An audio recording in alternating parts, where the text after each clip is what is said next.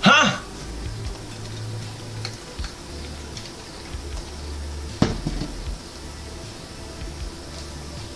Who? Where? I think we're on Earth. Yeah, Earth. Oh, okay, right. Alrighty, good old Synchro Cup. Should be a lot of fun. As always, I love these alternate formats. Konami has continued to hit it out of the park, so I'm looking forward to playing this. So yeah, this format is Synchro monsters only in your extra deck. No other type of extra deck monster. So we are playing Deep Sea Diva again. She's pretty great. She's currently kind of been on the back burner for a while, just as I've been trying other cards. But she's always just really strong. She definitely, one thing I want to get better at is she is like the poster woman for baiting Ash Blossom and Joyous Spring for my deck. From what I've gathered, out of all the monsters that get negated ASAP, it's usually Deep Sea Diva. I think it's the combination of a special summon from your deck, and she's a level 2 tuner, and a normal summon usually to do that, so definitely can be pretty good with the triple tactics cards, just in general. So I'm definitely keeping tabs on that.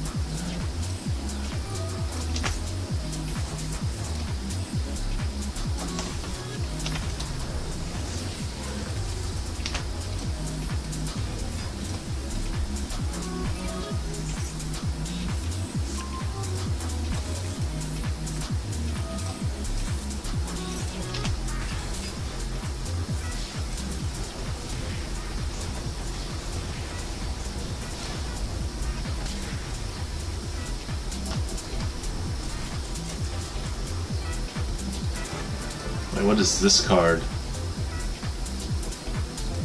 I might not be able to see in time.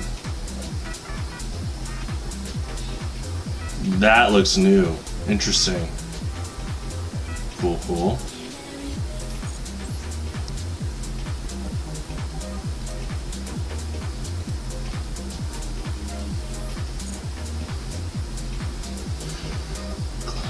Looks like a cool monster.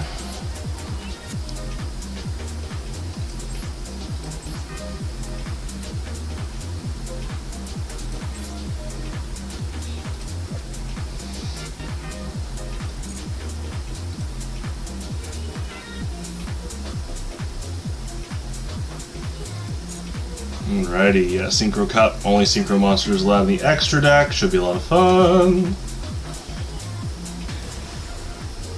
Again, Konami Spies, if you're watching, thank you for doing these alternate formats so much. Super enjoyable.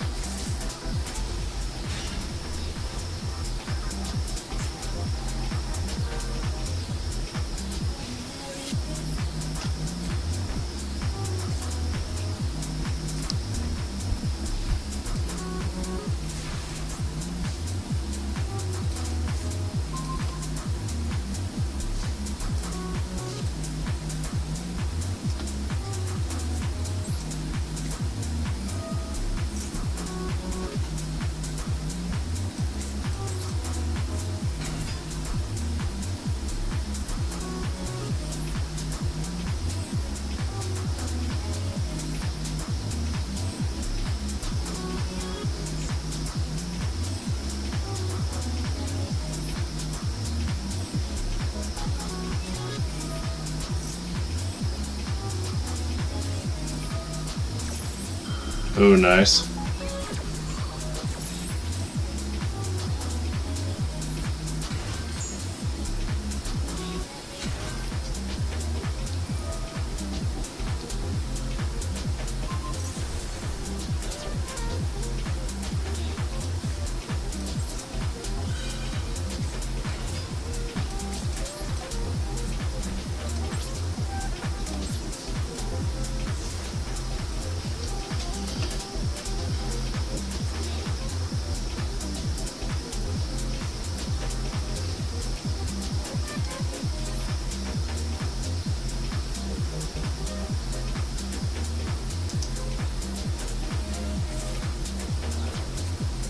Hey, nice.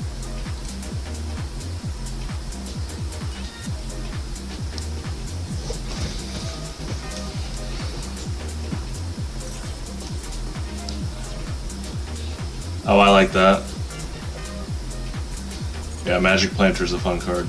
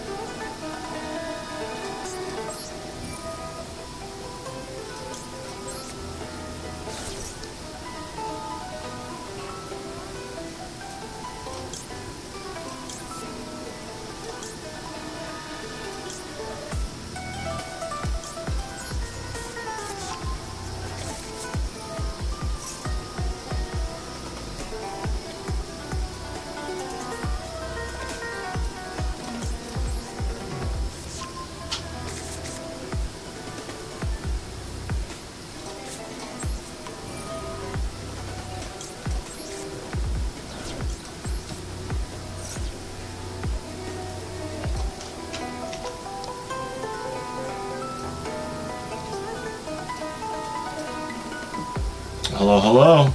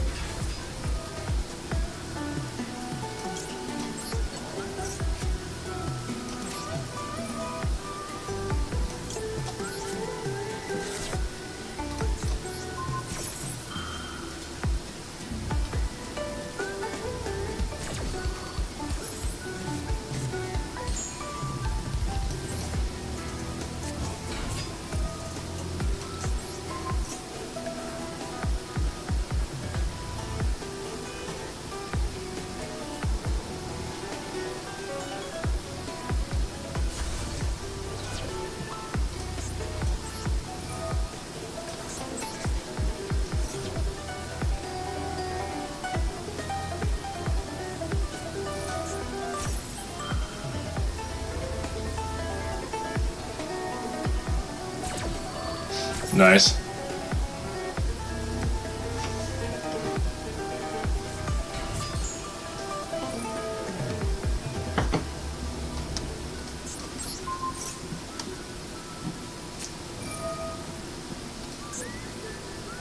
Nice. This deck is big on like trap monsters. It's cool.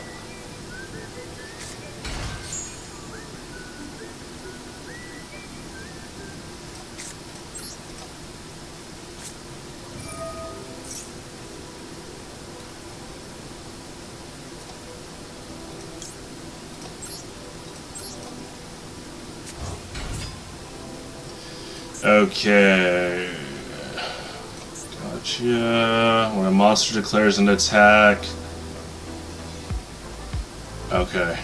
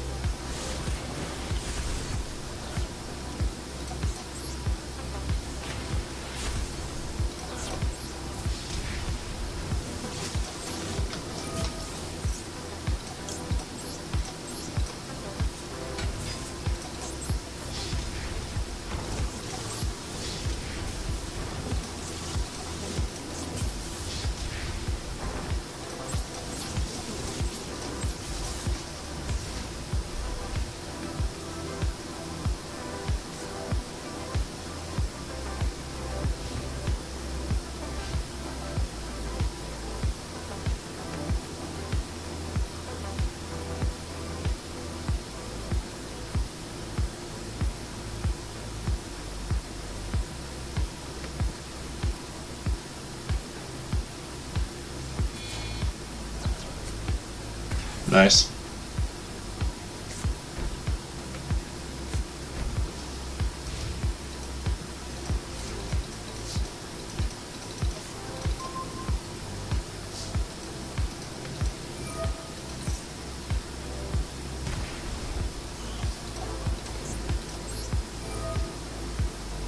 You maxed out on this event with Ice Barrier, gotcha. That's a pretty fun archetype. Yeah, I like these alternate formats a lot, just in general.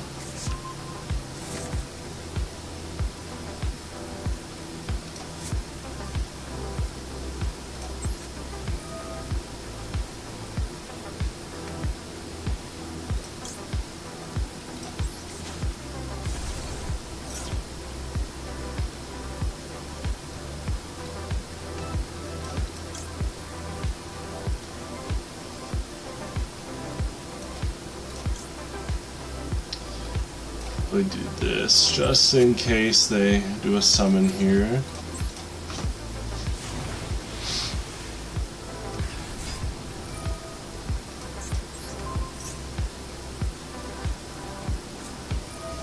Nice. That's such a cool card. I've never seen this card. This is cool. Yeah, this is fun.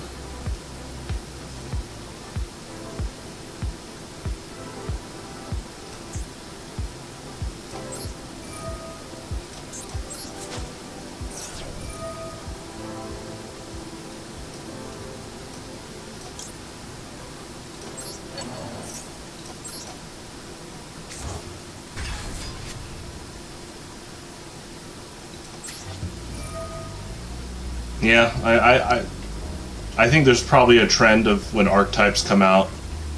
I'm sure there's a statistic of it. You know, it's probably played a lot on ladder and or Dev Pro.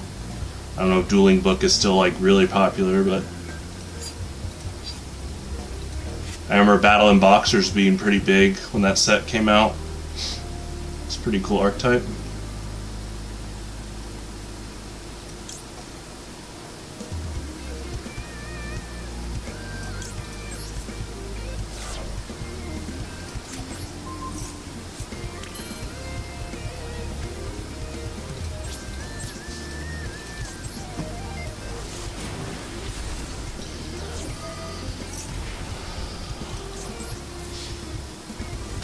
GG.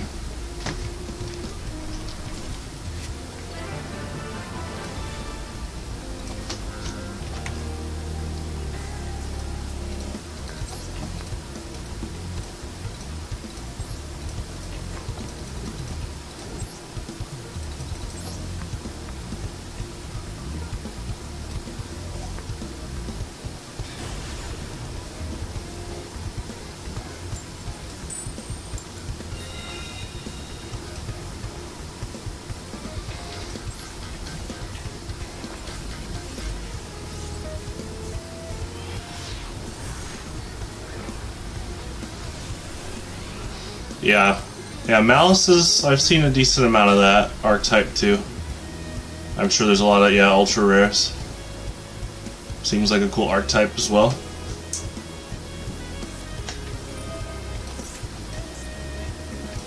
Oh, nice.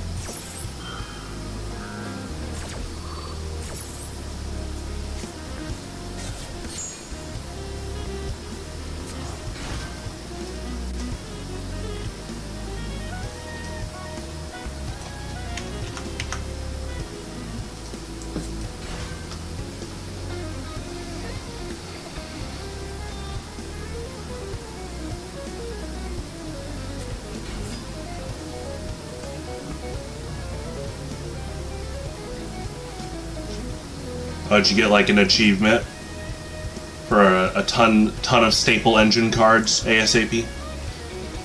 Konami gets you a certificate. That'd be funny. Yeah, there's a lot of ultra rares and some newer archetypes.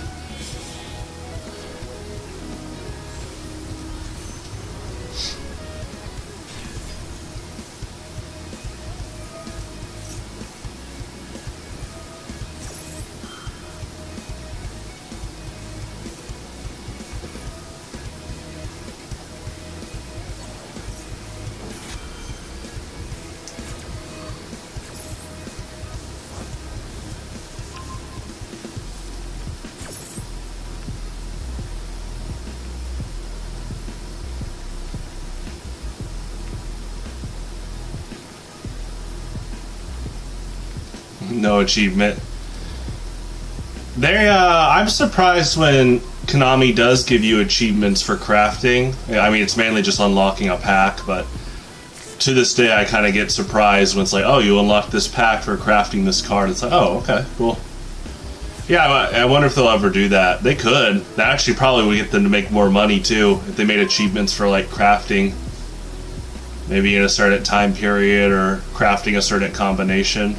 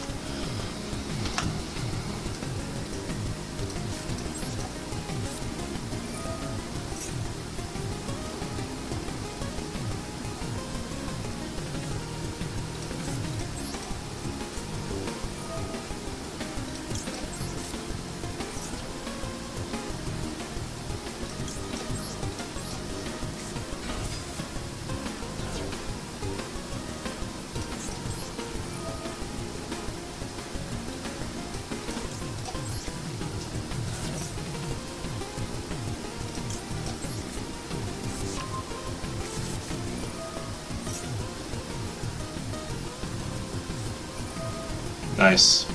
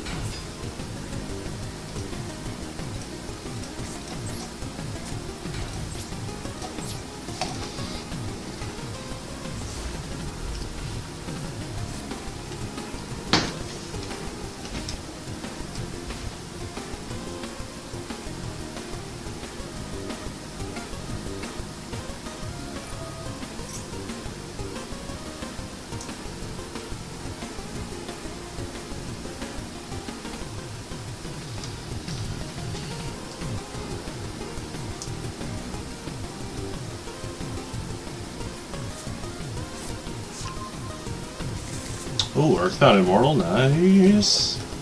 Red Nova, there you go.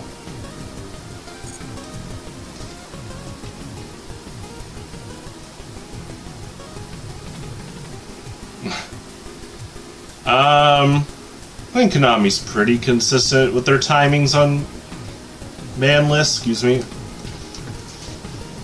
It's more about, people always just make jokes about what archetype does Konami want to sell a lot. So if something's like really, really, really strong, there's always those jokes that Konami purposely doesn't ban or restrict a lot of the cards until a certain amount of time goes by. I appreciate Konami for the support of Yu-Gi-Oh! And I like that we have a ban list. Those jokes can get pretty funny. I think there's a tad bit of truth. I think they often are over-exaggerated. I think the business side is obviously, if they make a new archetype and then they ban it on the next list, they definitely probably feel that a lot of customers, spent money on that archetype and they can't even play the card. So I understand that angle a lot. I've never been on the train of like, of course Konami won't restrict this, it's new.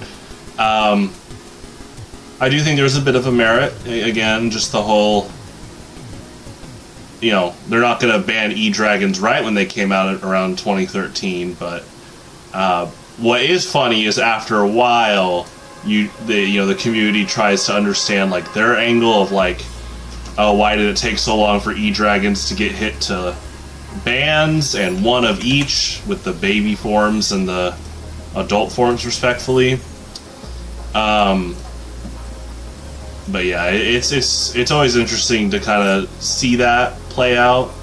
Once again, I am actually just really grateful that Yu-Gi-Oh! Doesn't rotate. As much as I love Pokemon TCG and Magic, I've just never been a fan of rotations. And I really appreciate that Konami keeps reprinting cards to keep a lot of them in circulation.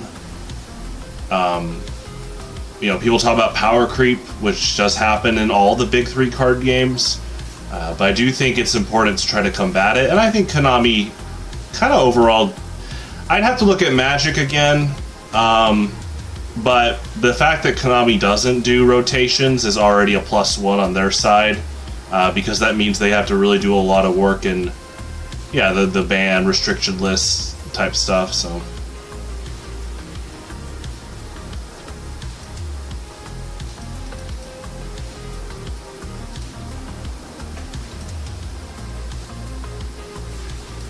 Pokemon kind of like power crept itself into a corner that they've been trying to get out of since Black and White. Sun and Moon got pretty good, and then they went right back into the corner again with Tag Team GXs, and they've gotten a bit better again lately. It's just Black and White. I honestly think Black and White set the game back many years. They actually just flat out have proof that like the age demographic on the booster packs went down by 2 years.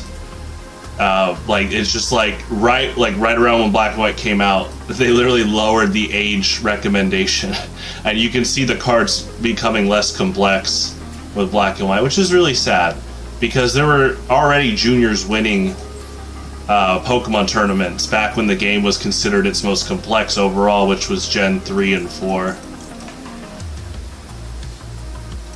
Kanehine and Yummy come out. Yeah, it'll be interesting to see what they do. Hey, hey, Charlie? Okay, hold on, I got a screenshot of this. Charlie, your avatar got me good. I did not expect that, but I should. Classic Clippy. Hold on.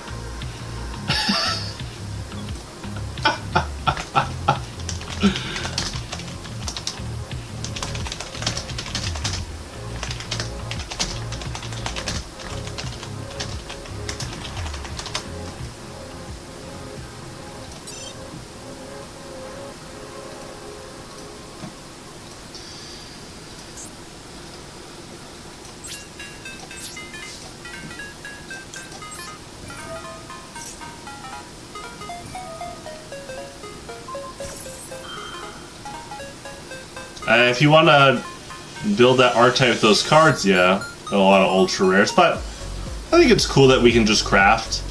You know, they didn't have to release Master Duel like this, to be honest. The fact that I've barely spent money on this game is pretty incredible. Basically what happened was, this game came out, and I've been main decking Neo-Daedalus since 2011 when I got back into competitive Yugioh. And a lot of that testing was through, at first, Dueling Network and then DevPro. And then, yeah, some in-person tournaments. And then the fact that I was able to just put a little bit of money into this game and then recreate my current deck build, it's pretty great. I really liked that. And then after that, have I spent money on gems afterward? Yeah, there was one time because we do monthly tournaments with alternate formats, and I'm more than happy to give the developers some money because they did such a good job with this game. So there was one time going to a tournament I bought some gems because we do alternate formats every month. So our tournament this Sunday is first person to hit 13,000 life points wins. So we'll see what people bring. Can you be destroyed? Okay. I mean, I still got Sea Stealth too. I do like that. We probably need to... Yeah, let's just get Karyushin now. If they don't negate, they might negate.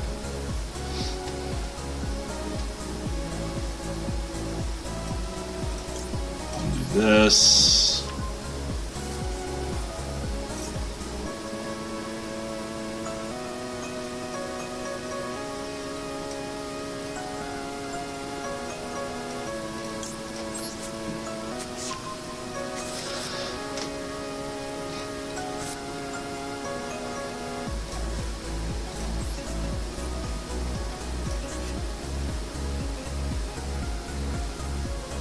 You didn't spend a cent on this game? Yeah, I mean, that's a really cool thing of Konami. You don't have to spend any money if you just play a decent amount.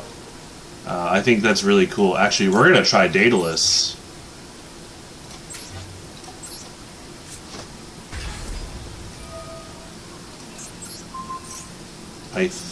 Yeah.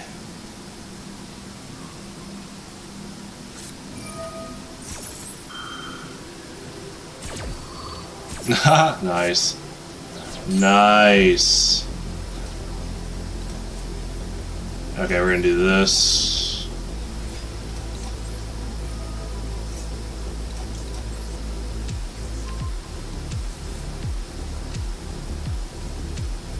No music? Should be.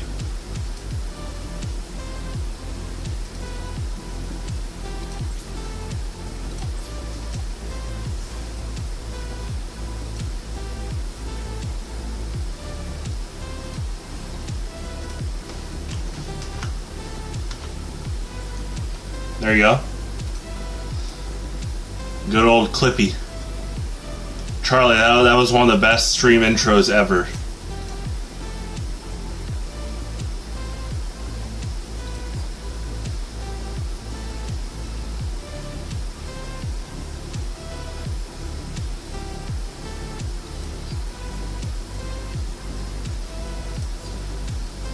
What'd they do?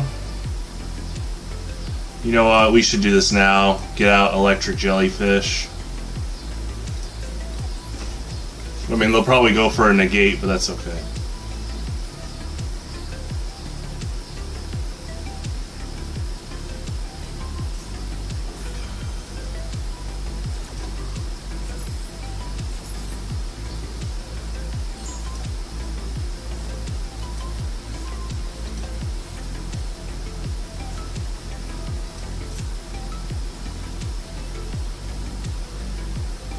Yeah, Konami's pretty consistent, I agree.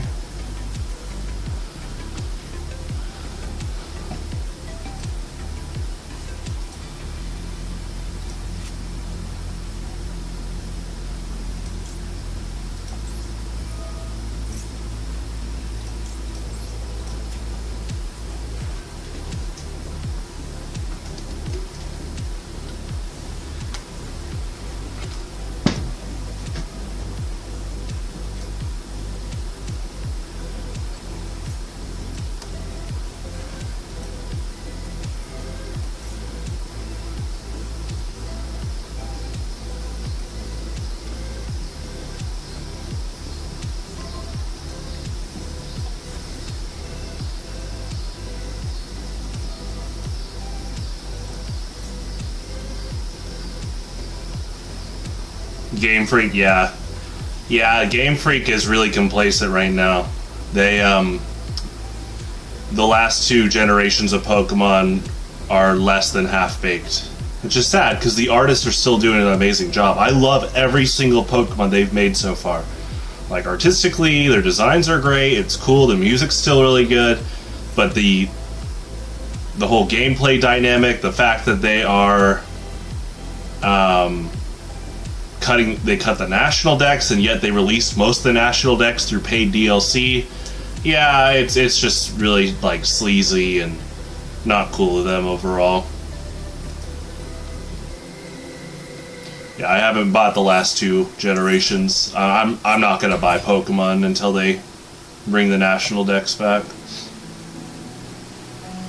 Sadly, I think at this rate it's gonna have to take some younger developer to work their way up at Game Freak and be like, okay, we're bringing this back, we should have never dropped this. Everything but the actual gameplay. Well, they even cut moves like Pursue and Return.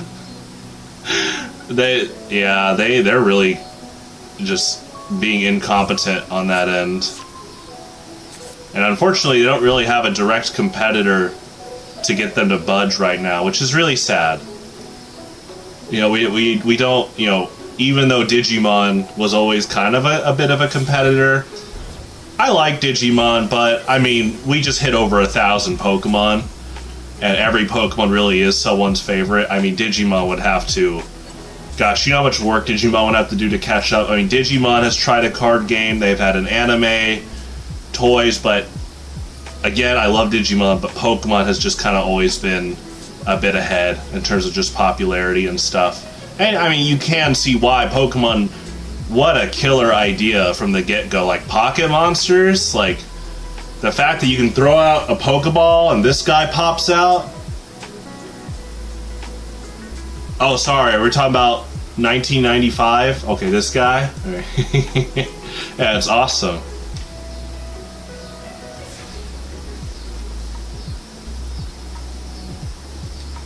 Yeah, I love Pursuit too. Thankfully, it is allowed in all used, you know, every Monday, our weekly tournaments. So, shoutouts to Smogon. You guys have kept a national dex format ever since Game Freak tried to cut it, and not only is that important for preserving the love of every Pokemon, but honestly, that is preserving like historical data. Like right now, people have asked like, oh, how would Arctozolt perform right now? And they're like, well, look at national decks, right? And now when people look back about the history of a Pokemon, there's always going to be national decks, ladder, and tournaments for Gen 8 and 9 that they can look at, which is really cool. You know, they kept Mega Evolutions. I like that a lot.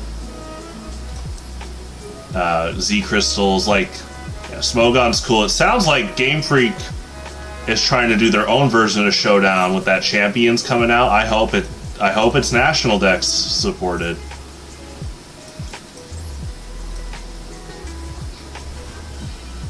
Sounds like it's going to be, sadly not from the get-go. I hope they get that rolling out pretty fast though, and then they continue supporting it.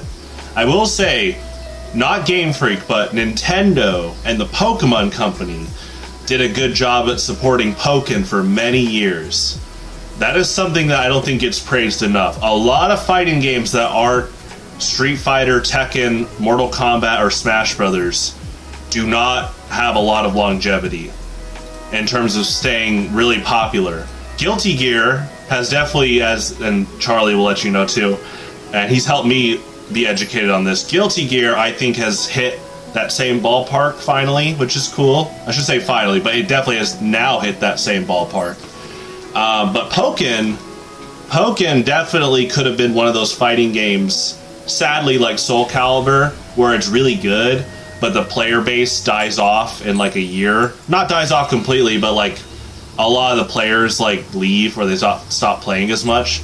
But because Nintendo kept pumping official support into Pokken at Nationals and Worlds, it was played for years. Yeah, Sword and Shield was a huge step back, which is sad because the song you're listening to is from Sun and Moon. Well, it's a remix, but oh my gosh, Sun and Moon. Yeah, this is by Mesmonium. Sun and Moon really did keep every single Pokemon packed onto a 3DS cartridge, and Mega Evolution form changes. They have no excuse. You go to Sword and Shield was their first console versions. There's no excuse for cutting the national decks, and then they try to say for balance reasons, and it's like, well, Therian Landorus shows up in paid DLC anyway. Not that he's broken, but it's so funny. They were trying to cover up their tracks of being incompetent. It's so sad that person passed away at Game Freak. I think they can turn around. I think Game Freak can turn around, but they need some serious meetings. And here's again, the sad part is they don't have a direct competitor to get them to budge. So you see this game, F-Zero GX, we were just praising this on Monday because this was Sega's first joint project with Nintendo. Right after Sega was done making consoles and being Nintendo's #1 rival, like Lex Luthor and Superman, right? And Sega's like, hey, Nintendo, we're gonna make software. And Nintendo was like, oh, we got Xbox and PlayStation 2 as fierce competitors. And this was before the time of Wi-Fi and paid DLC and all this, so Nintendo was all about software as well, and their hardware. And so for the GameCube, it was like, we gotta make good games for our against our competition. This is still one of the best games ever made. Game Freak needs something like that. Pow World, no. Pow World is literally like AI. It's literally like AI theft the game, and Nintendo is not done with their lawsuit with them, and rightfully so. I can't believe that game shipped. I can't believe that. I love how fast people found some of the stolen assets they did. Yeah, I don't think Power World will get them to budge. It has to be like Nintendo. Nintendo's gonna have to do something. You know how, okay, supposedly Masahiro Sakurai said it was Nintendo that got him to put Minecraft Steve in Smash Ultimate, which I like Steve, that's fine. I think they're gonna have to do something similar. Like, there's gonna have to be people at Nintendo that understand that, again, every Pokemon is someone's favorite out there, and it only helps you to have every Pokemon in the game. The TCG and the anime are still national dex based. It was so heartwarming in Sword and Shield to see Pokemon that were unfortunately cut in the game in Sword and Shield, but they still made cards of them. And then this almost felt like a jab at the game developers. But Ash's traveling partner, Go. So Ash's whole ambition was to be Pokemon Master. Spoilers, he did it. Go's goal was to complete the national dex, and this was the Sword and Shield generation. I was like, dude, are they calling them out? Because the anime was them traveling, Ash is training, and Go is trying to catch every Pokemon. I was like, keep Go away from the game. So that just sounds sound, you know?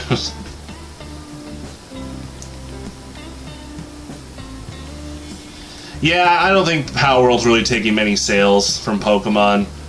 Pokemon is, one of the biggest IP powerhouses ever.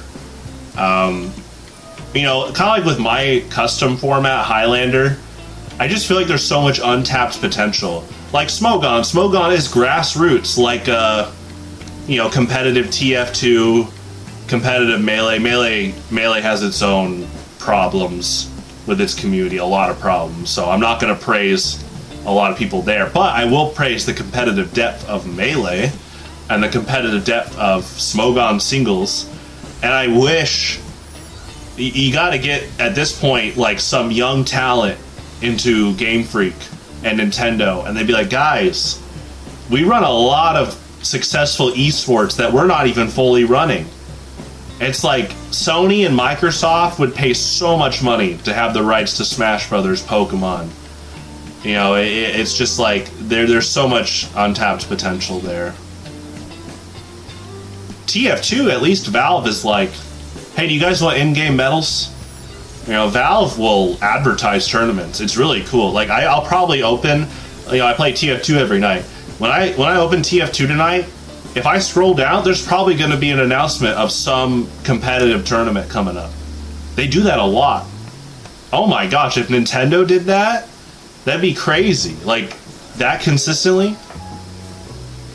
Yeah, Sword and Shield, it's just sad. Like, Sword and Shield just...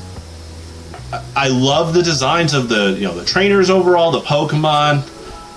But again, the music's good, but they, yeah, they're just really complacent. Not the artists, really. The quote designers.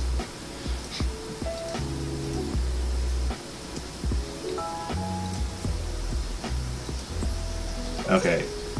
It looks like there's quite a few negates. So usually we use Mermail Abystius as like the primary negate bait. Let's see if we can do this. Negate bait Punisher. I guess you don't say Punisher, but definitely he's trying to be like the negate bait tank.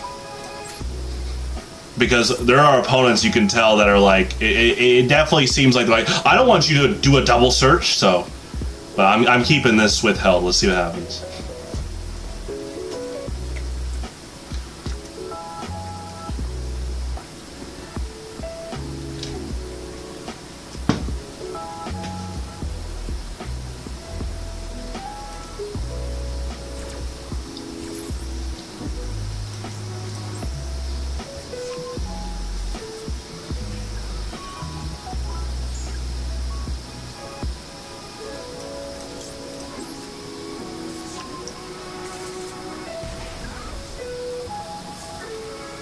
In a vacuum, it's not a terrible game. It doesn't feel like a $60 game. It's kind of like, and I know what you're saying about. We all know there's more Pokemon than that. Now, if Sword and Shield was the first Pokemon game ever, I guess they get the benefit of us not knowing there would be other Pokemon missing. But even then, like, I loved the memes making fun of the trees that looks like N64 trees, but that's kind of an insult to Ocarina of Time and Majora's Mask. Those are good, complete games. Let's try another negate bait here.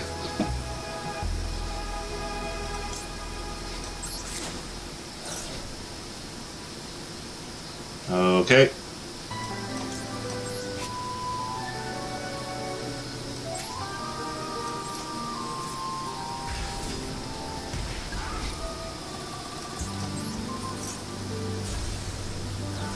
Okay, we have Karyushin, so we're actually going to play Fish Sonar first.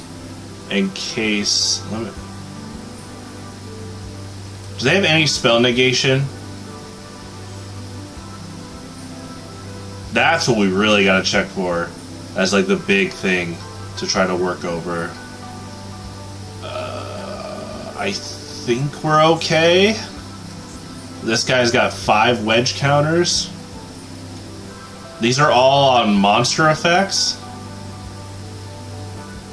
Okay, I think we play this now.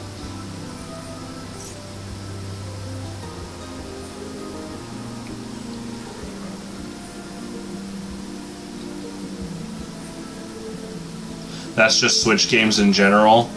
I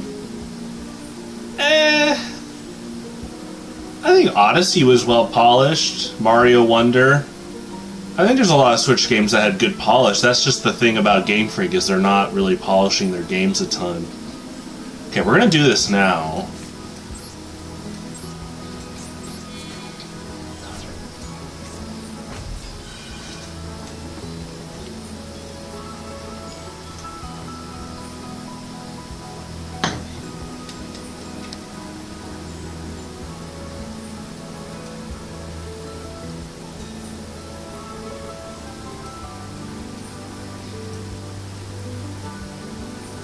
Yeah, not all. Well, I honestly think Pokemon is like one of the worst, just because of the standards it has as like a legendary IP.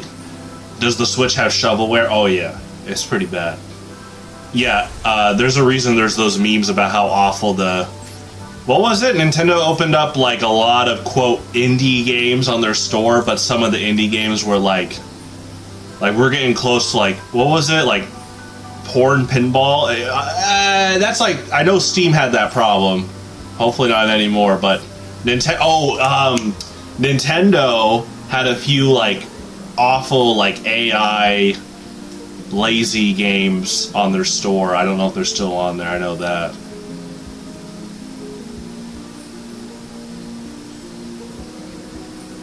Oh, you think Tears of the Kingdom and Breath of the Wild could have looked so much better?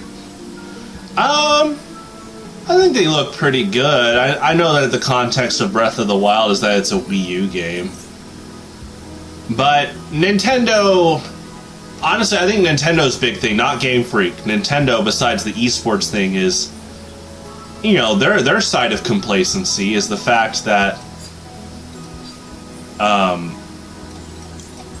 They...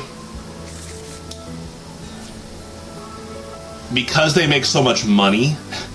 They're not doing things like, hey, let's boost our netcode, right? Smash Ultimate's netcode is like pretty old in terms of how it's programmed, and I wish someone at Nintendo understood the investment of like rollback netcode.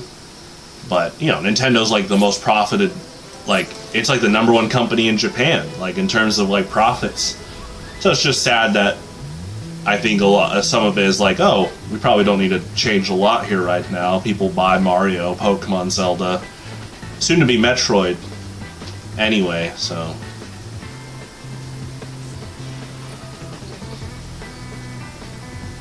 The eShop is 99% shovelware? 99! Probably not that high, but I do believe you that there's probably a lot, unfortunately.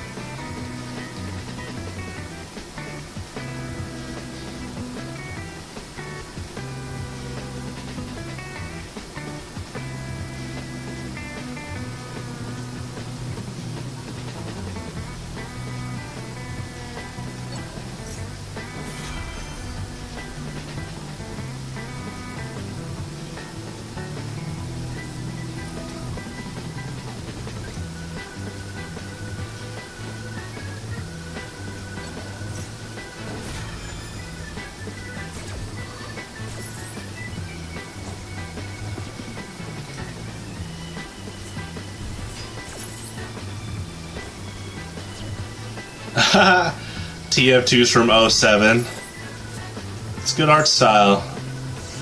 I mean, again, I think Nintendo's had a lot of great polished games. The Metroid Prime games overall. You know, I mentioned Mario Odyssey, Galaxy. It's just at times Nintendo just, yeah, they're kind of cutting corners a bit with things like netcode. You know, obviously it sounds like they fixed their Switch Joy-Con problem overall, the drift. I never had that problem, knock on wood. It's sad that other people did in general. Nintendo's Switch 2 prices, though, in their games, yeah, I'm not getting a Switch this year. And I'm not going to get a Switch 2. I'm not going to get a Switch 2 until the prices go down. I think they're definitely testing some waters here. I know they say tariffs are part of it, but I think it's tariffs and a little combination of testing the waters of how much profit they can make. You could do so much more Tears of the Kingdom. I'd have to learn more about how much data's in the game. You know, it's kind of like visually, I'm not going to go on the whole, this is what Nintendo could look like 2025, and, you know, it's the whole Unreal Engine meme. Not that there's anything wrong with the Unreal Engine, it's just those memes about modern Mario now, you know. And like it's like ultra bloom in the lighting. My thing is, so every second Saturday, me and Udanga, every second Saturday of the month, me and Udanga 64 play Zelda Ocarina of Time and Majora's Mask co-op, right? And I think every single month we've played, we just talk about how there should be a third 64 Zelda. And you use the 3DS arts, use the 3DS graphics, because it, you know, it looks a lot like the artwork. But the fact that the 3DS remakes kept the 64 soundscape, like, that's big, and that kind of shows that you don't have to always go bigger is better. In fact, I think there's been just a high demand for Nintendo to make a game like Ocarina of Time and Majora's Mask again. Oh man, that'd be great. It's like, you know what it is? It's a lot like Mega Man 9 and 10. I don't know where you guys were when Mega Man 9 was announced, but when it came out in 2008, Mega Man 9... Oh, you know what?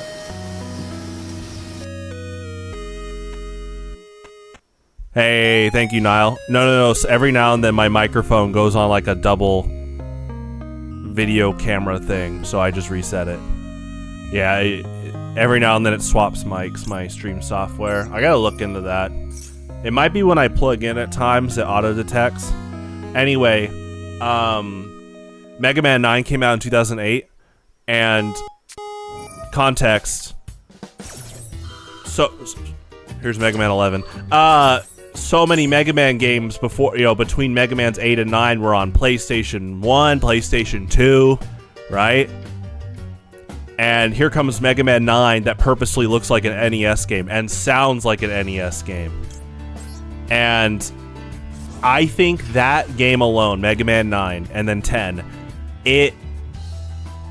it called out so many AAA game designers, and it inspired so many indie game devs to say, hey, it's 2008, go make that 8-bit game. And then, a few years later, here comes Shovel Knight. And then Shovel Knight played a big part in so many other indie games having future success. Or look at Undertale, that's basically like a 16-bit game in 2015. Almost 10 years on that.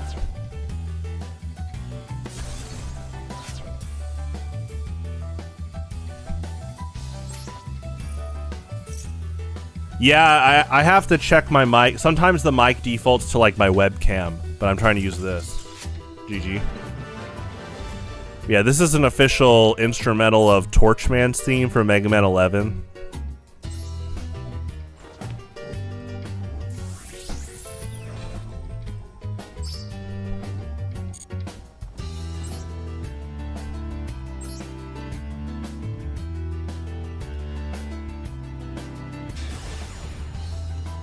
Yeah. I mean, I think Toby Fox should just have the rights.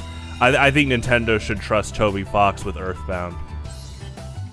I think he respects the IP so much that he wouldn't let it fall into like cringy fan fiction territory. And you know, Shigesato Itoi literally was like, "Hey, I might not be making the next Earthbound game, but if someone else wants to, go for it," you know? Yeah, Undertale's gonna be 10 years old. Like, what, next month? Because I remember I went to the University of Missouri, and I remember I would check Tumblr a decent amount. Or I check Tumblr around a few times a week, right? And I just remember Sans and Papyrus popping up everywhere around this time 10 years ago. And I'm like, man, a lot of people like these skeletons. They look pretty cool. And then I learned more. I learned about Undertale.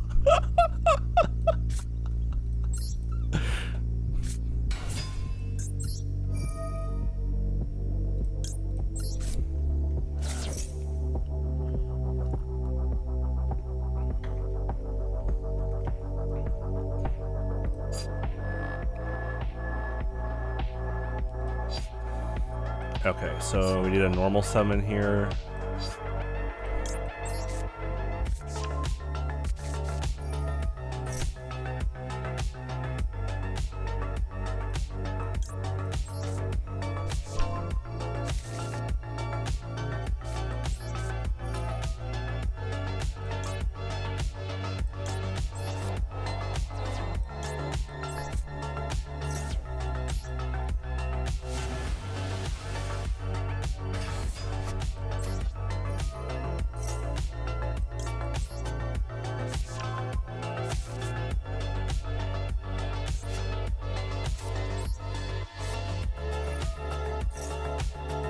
But what you're saying about a game that is stylized perfectly will always be perfect. Obviously, I'm not. I can't just say yes to like an absolute statement like that. But I know what you're saying about artistic stylization is so important for longevity. I do think some companies don't think much about longevity of things, but then when they do, you get games like TF2, Zelda, Ocarina of Time, Majora's Mask, Wind Waker, Twilight Princess, The Incredibles, which I think is still Disney's best movie. They're definitely, I think, being able to put a lot of effort into stylization is huge for sure.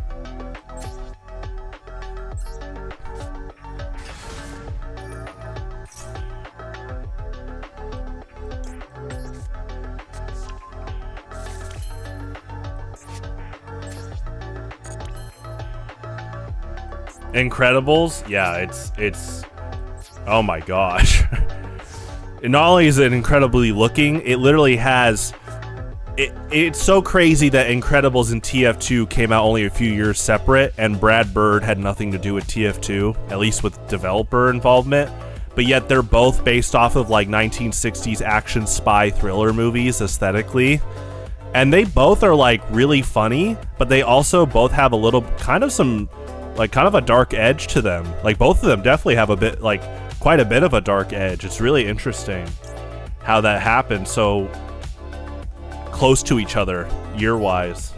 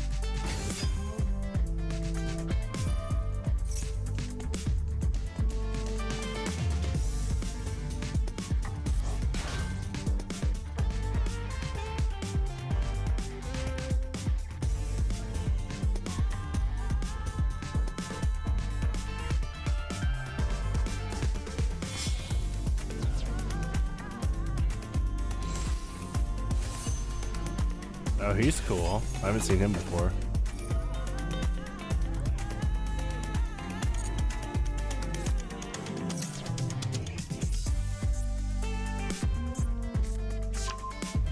I haven't seen this guy before either. White Aura Porpoise. Where's White Aura Perucatus Colossus? Oh, yeah.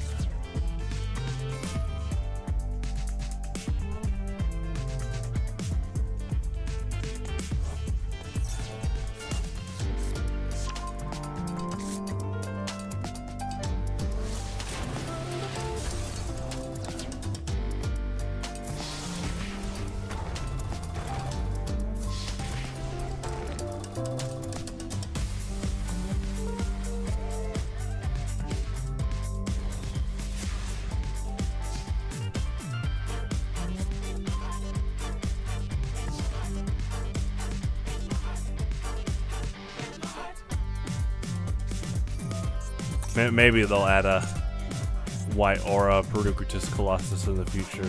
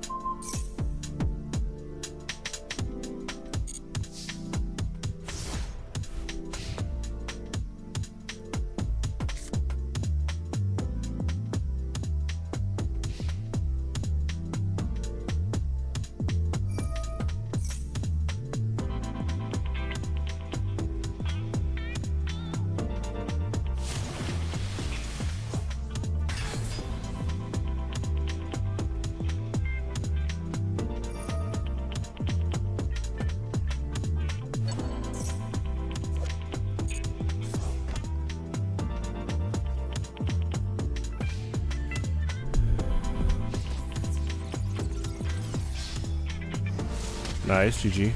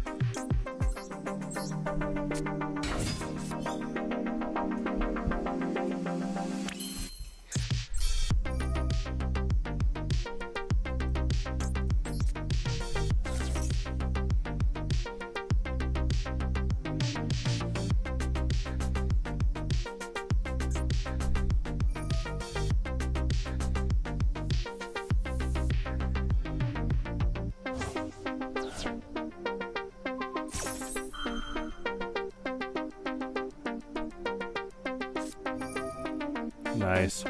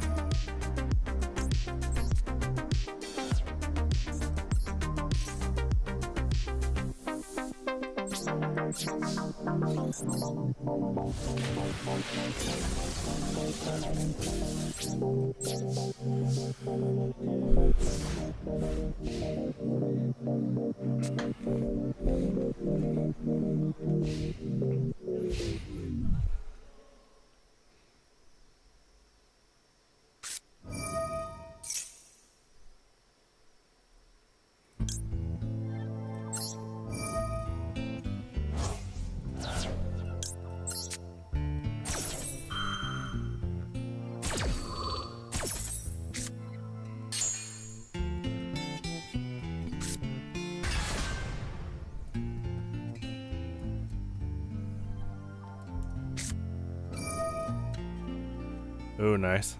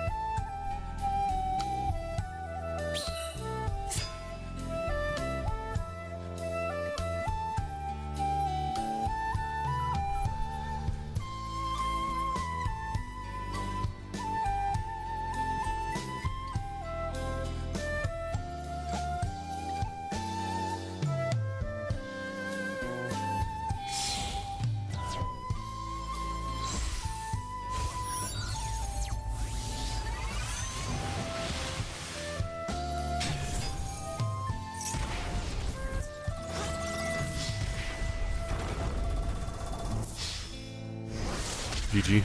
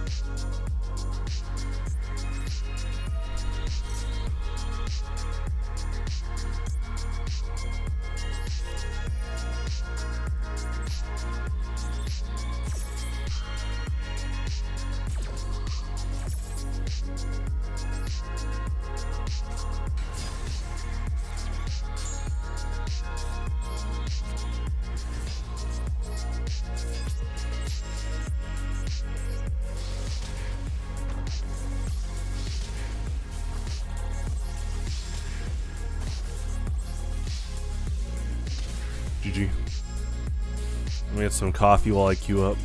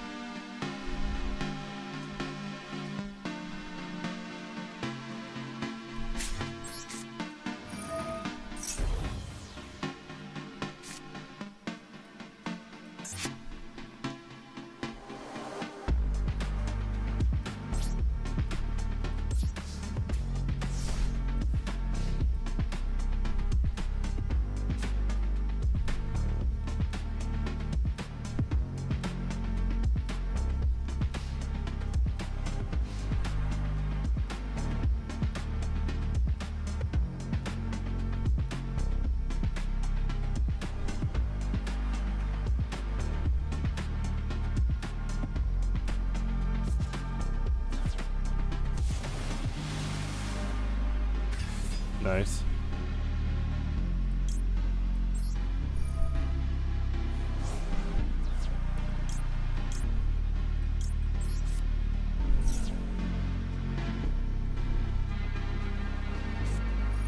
Nice.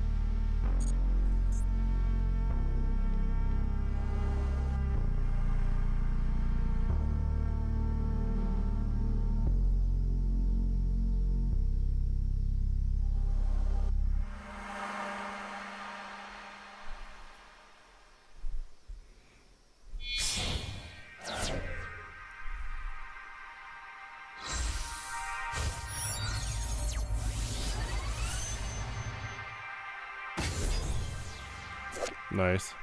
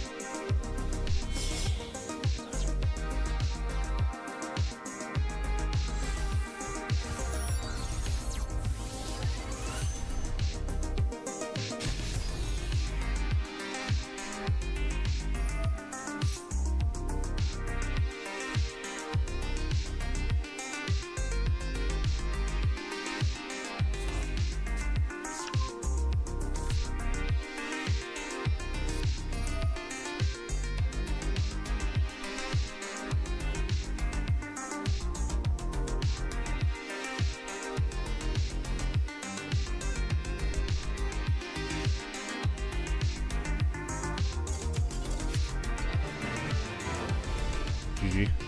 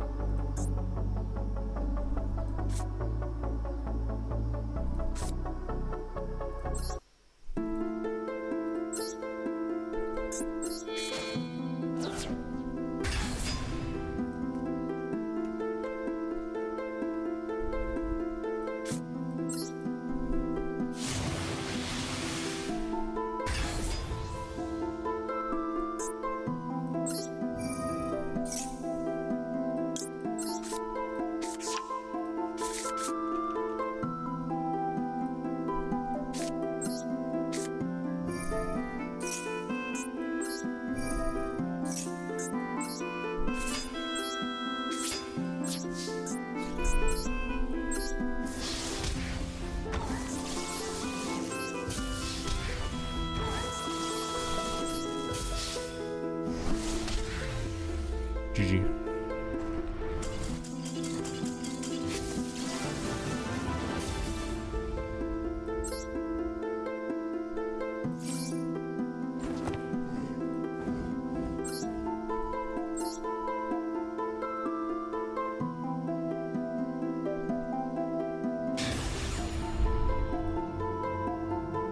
Doing pretty good. I'm doing pretty good. Hopefully you're doing pretty well. Oh, the duels!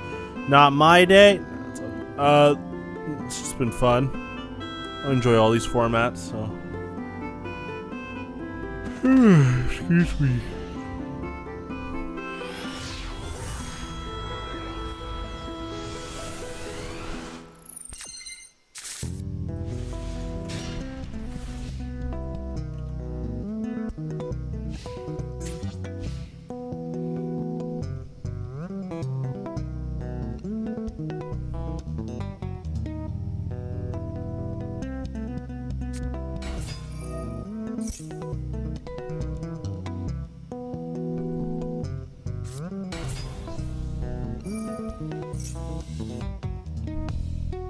What do you mean rooms or replays?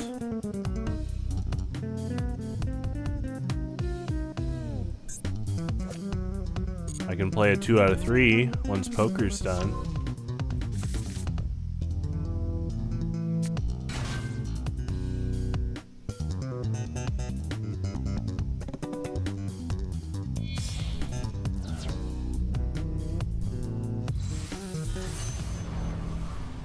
It's a cool summon animation.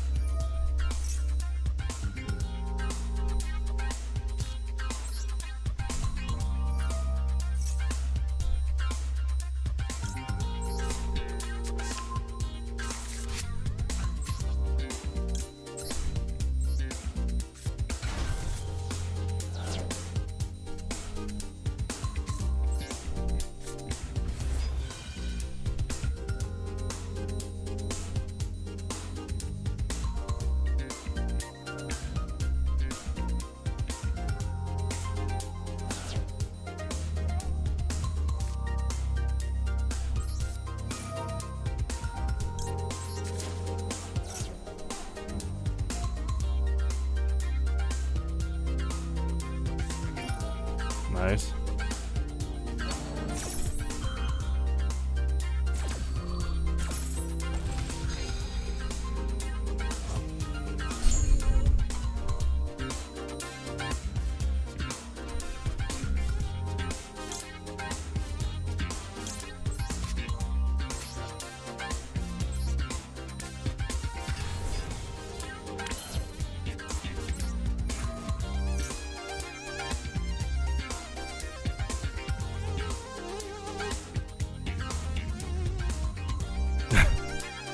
That's a good emote, K. Ah, you made me smile. Ah, you got me. Here you go, Kay. One for you every day.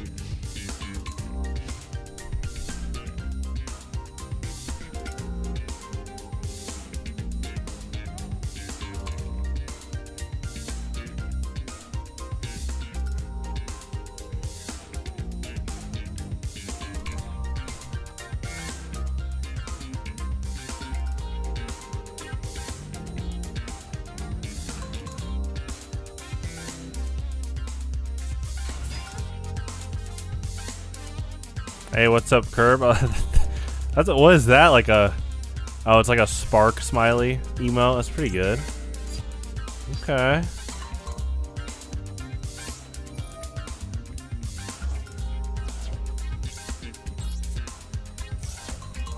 You got coffee. Coffee check, Curb. Okay, big spoon.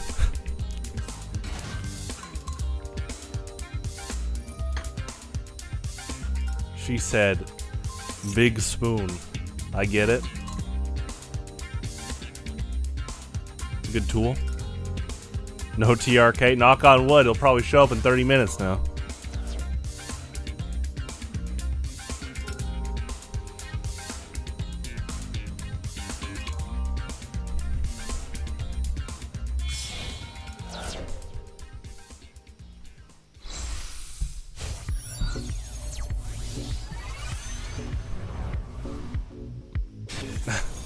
Good then. You know, Curb, I feel like you're almost Curb, I think at this point you should be aware of your power. It's like you say that and it like summons him. Oh, thank you. Thank you.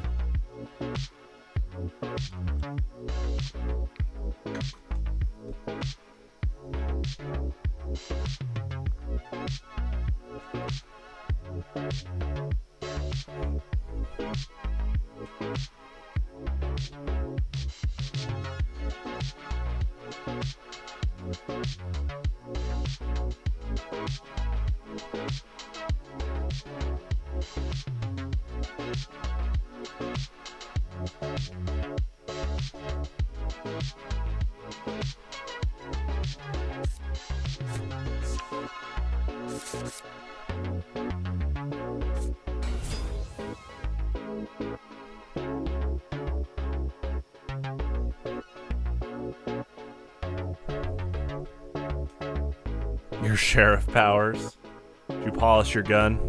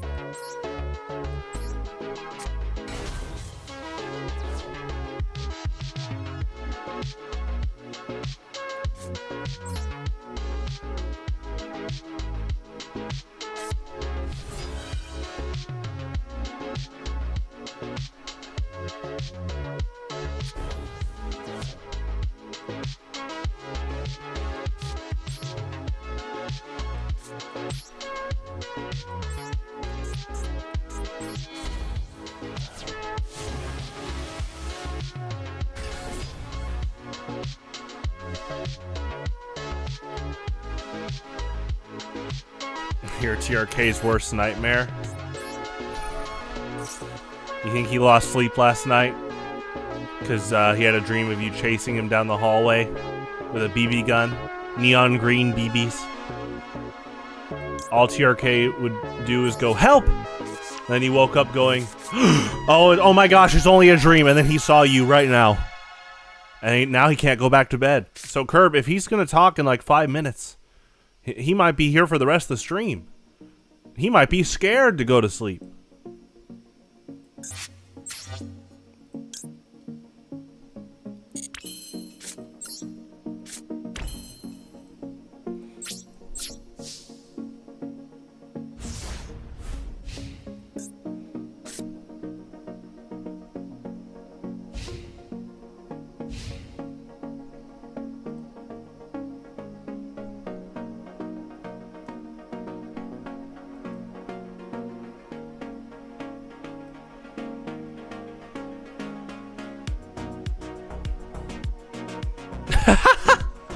That's pretty good. That's pretty good.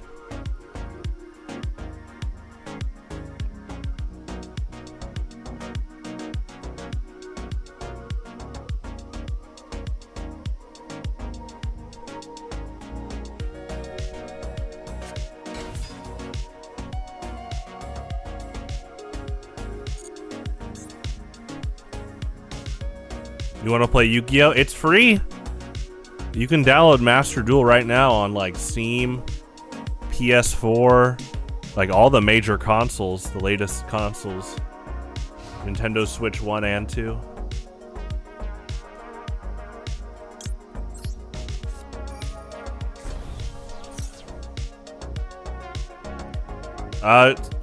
Go ahead and install it right now, Curb. And then you can ask questions in the Yugioh channel Discord or here. We'll help you out, just in general.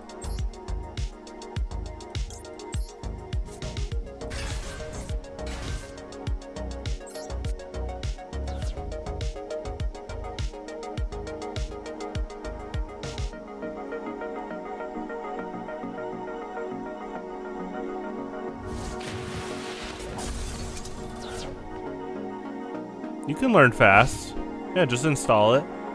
The game has like a lot of great like story mode things you can do with pre-made decks.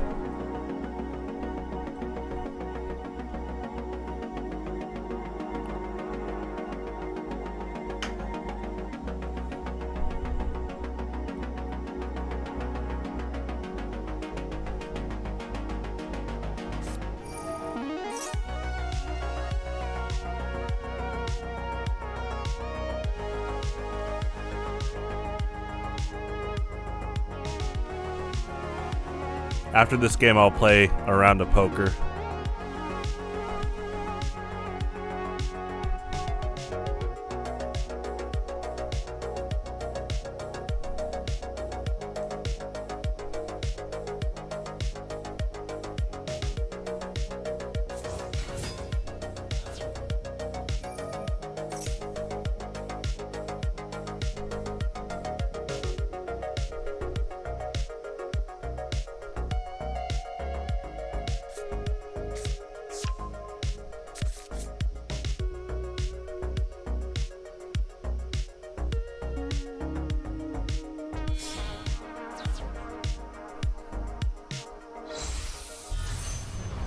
Classic.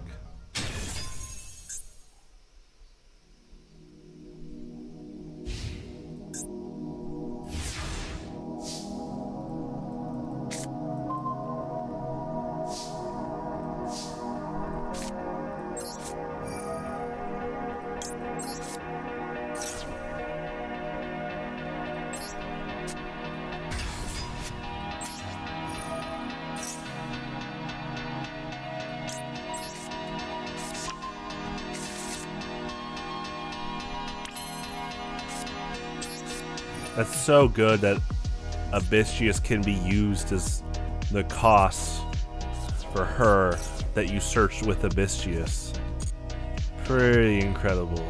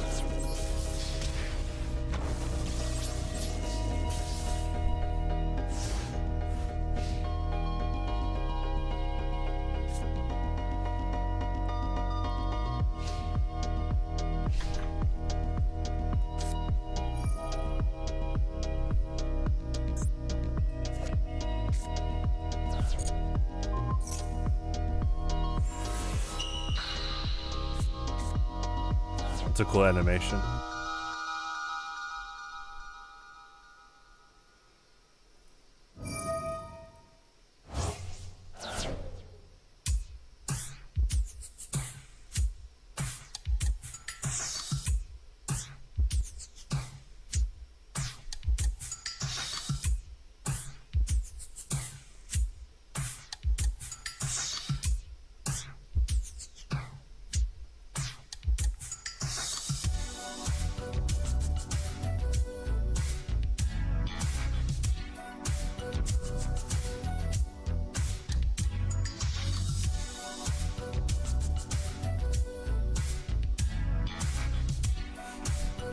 Good song.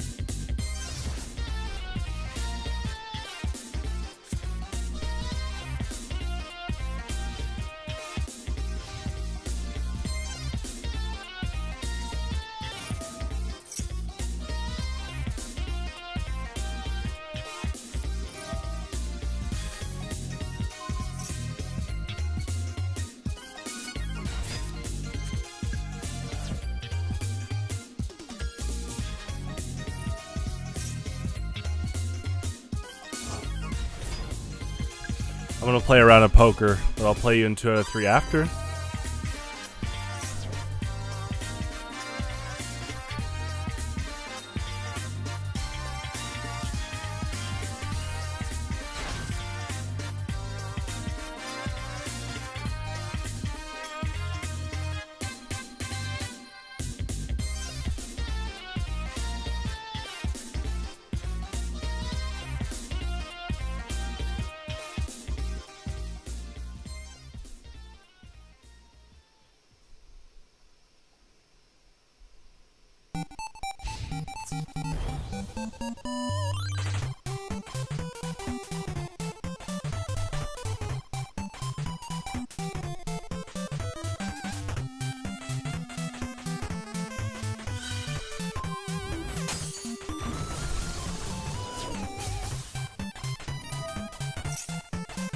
Nice.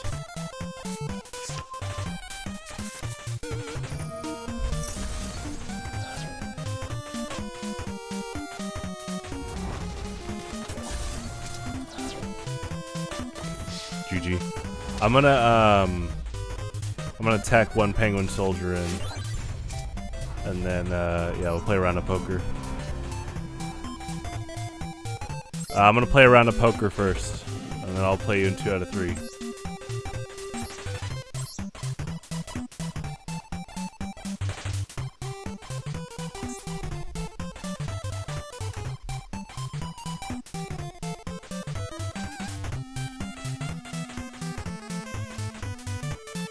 Okay, we're gonna try this real quick. Put 1 radiant on the back burner.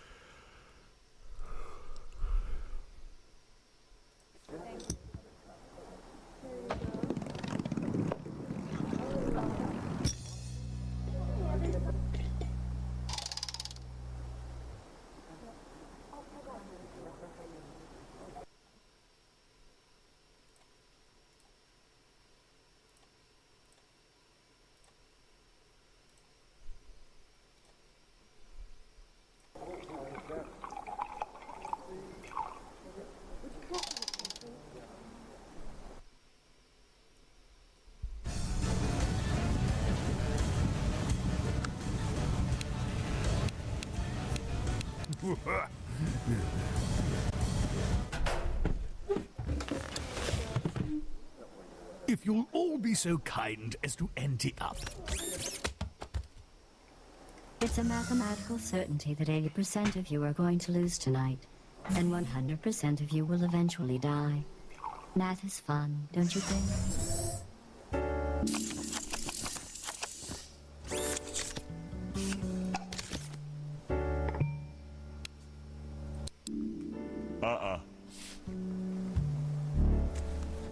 Fold.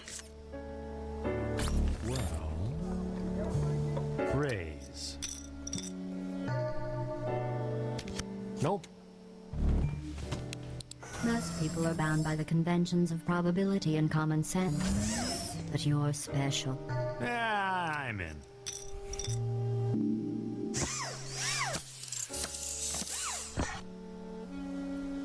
I'll check that.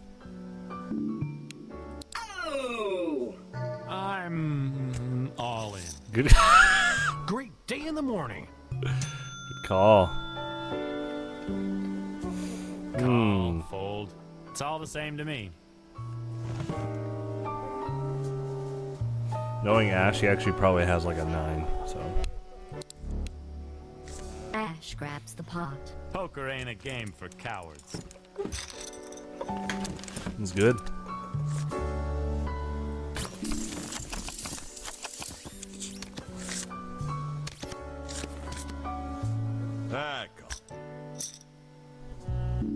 So, rumor has it those nuts over at Telltale are doing a game based on the award-winning Fables comics.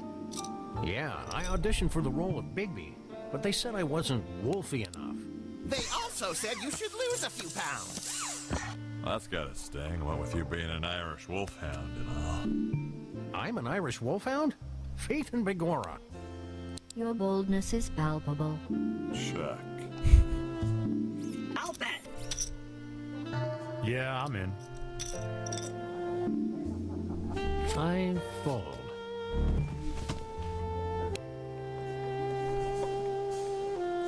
I don't know. Let's raise. And I'm out. I don't know. Call. Yeah, gambling. Are you sure about that? I'll check. I think I'll let Bad Ash handle my betting for a while. I'm in.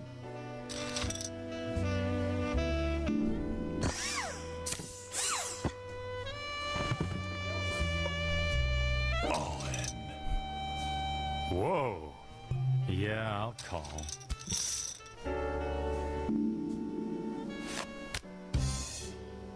Mr. Sampson has 2 pair. And Mr. Williams has 2 pair. Ash wins with the higher pairs. Ha! Nothing can stop me now. Brock Sampson has been eliminated. This is a joke, right? I'm not very good at jokes. But here's one. What's yellow and black and red all over? What? Brock Sampson if he doesn't leave this table. Ah, good one. Jeez.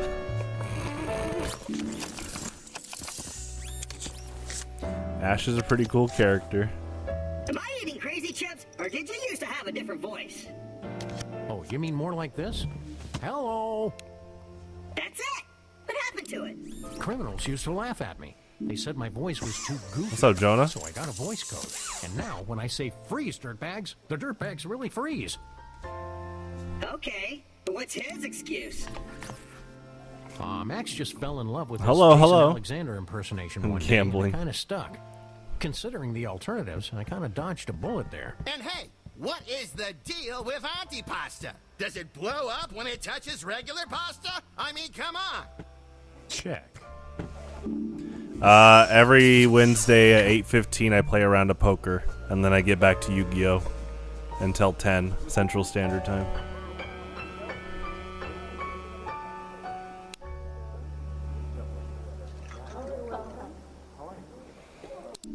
I check.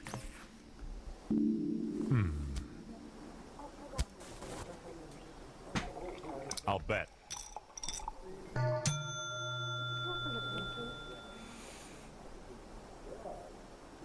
Yep, that's a tough decision, all right. 4 and a 6. Might not get a flush here. Well, I can't actually. Okay. What in the name of Moxie's butt dimples am I doing here? Take it! Balatro. Is that on Ash grabs the VR? pot. That was easy. Too easy.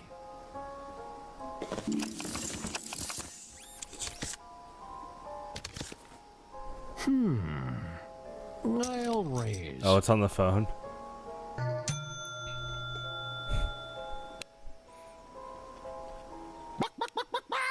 Stop taunting the chicken, Max. Really? Fuzz Ah, nuggets. hell. I'm out.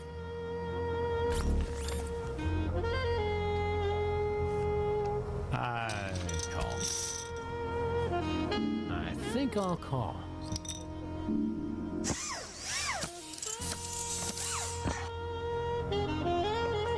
I'll bet. Fudge. All in. Impressive. Oh, Balatra's a I card think game. one of you is Gotcha. taking leave of his senses. More so than usual. It's on the Game & Watch? I'm gonna fold before this. Where thing can I buy that? eat my face. The Virtual Boy? Oh, yeah. Ooh, 2 queens. There you go, Sam. What's my out? 2%? What would be the out? Alrighty. Okay, what would have been the out? 2%. Oh, 3 aces, I think, yeah. Nice. The player has ace high. Sam has 3 of a kind. Sam wins the hand. Come to Papa, little chips. Don't anthropomorphize the money, Max. I mean, Sam. The player has been eliminated due to lack of funds and intelligence. Hey, little buddy. Do we have a parting gift for our new friend? Only seething contempt, Sam. Well, that's just swell. GG's. I think I have a few I got 10 tokens. Let me see. We're close to it on lock. We almost have all of them. Okay, I have 80. Oh, there's only 2 left, yeah. Okay, not super close. 180 is the closest one.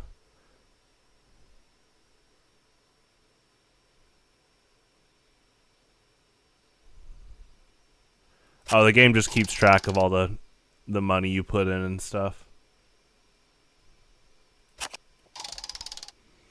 It's a pretty tough game overall. It's a fun challenge.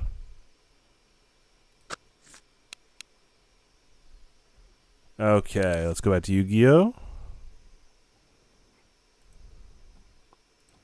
All good, all good.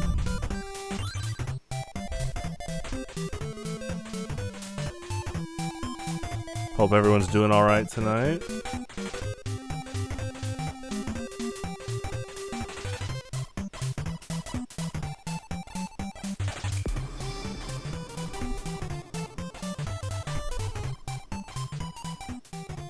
Yugioh.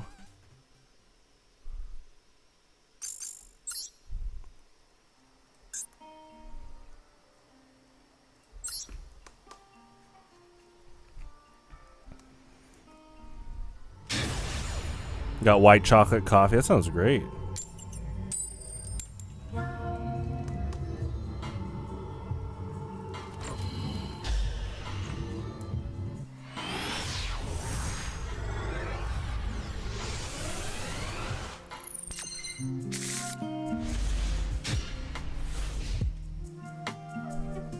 No rare replay. I do not own rare replay.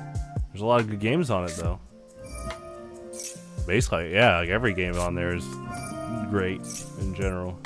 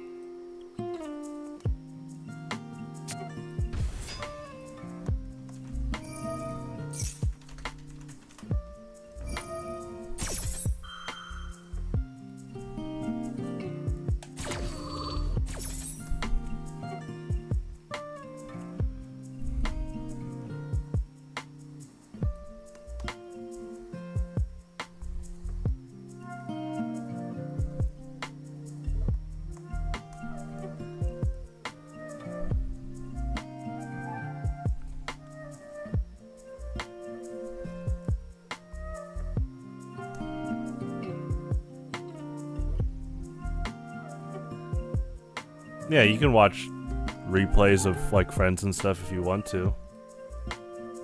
It's a cool feature.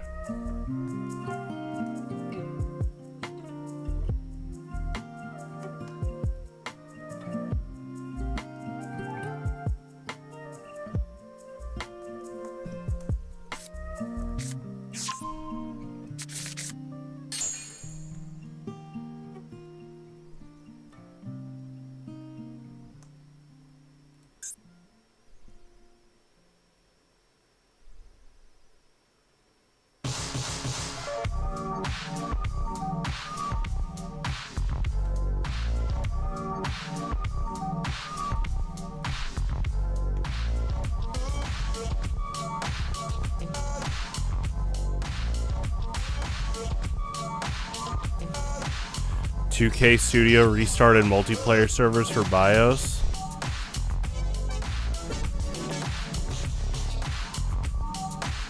Like okay, it's just a rumor right now. They haven't done it yet. Supposedly.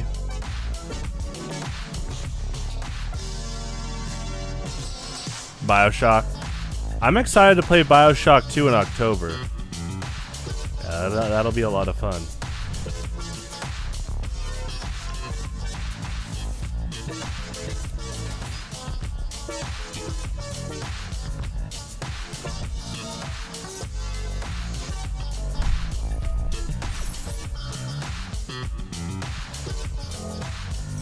I need to put BioShock 2 on my wish list.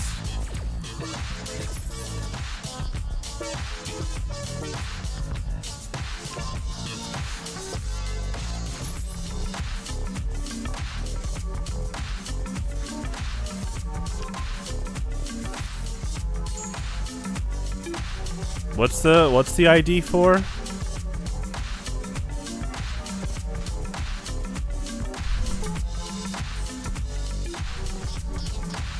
I'm just doing ranked ladder and viewer matches. I don't really watch other people's replays and stuff.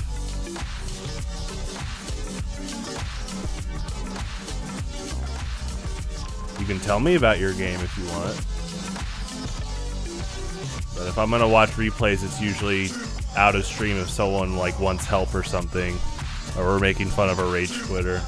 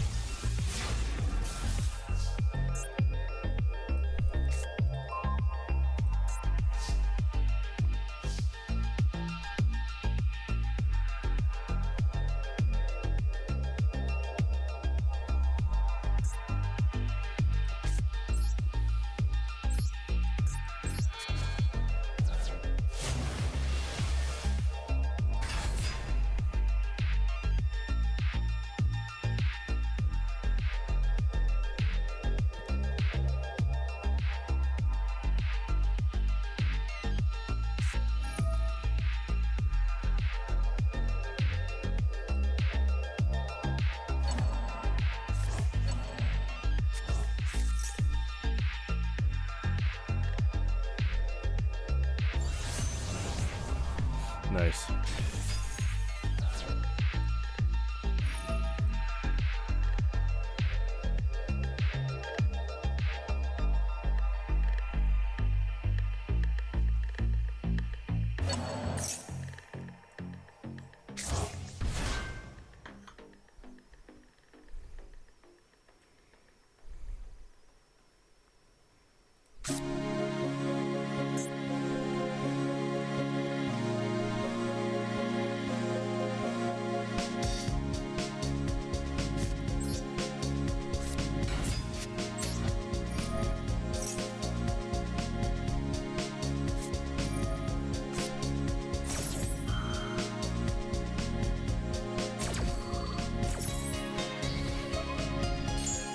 Nice.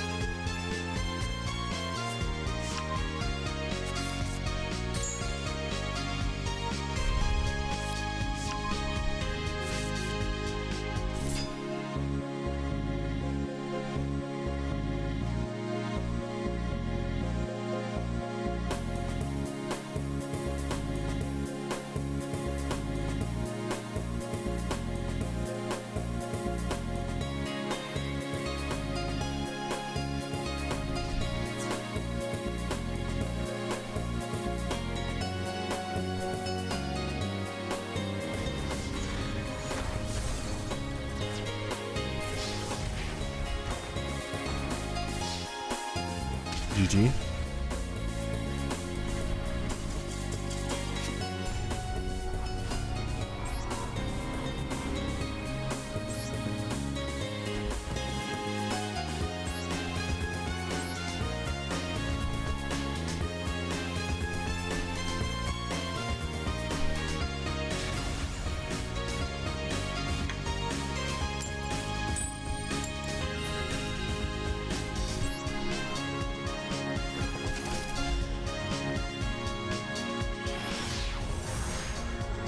What's up, man? PEP. What's my favorite synchro? This guy right here.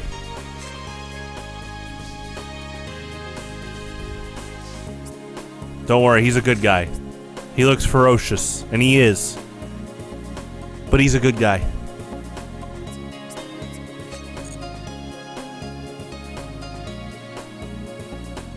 Top 3 would... Oh, you know what I need to add next duel? Top 3, this guy, White Aura Behemoth, and then I need to add Star Eater. Those are my top 3. Yeah, they're really cool.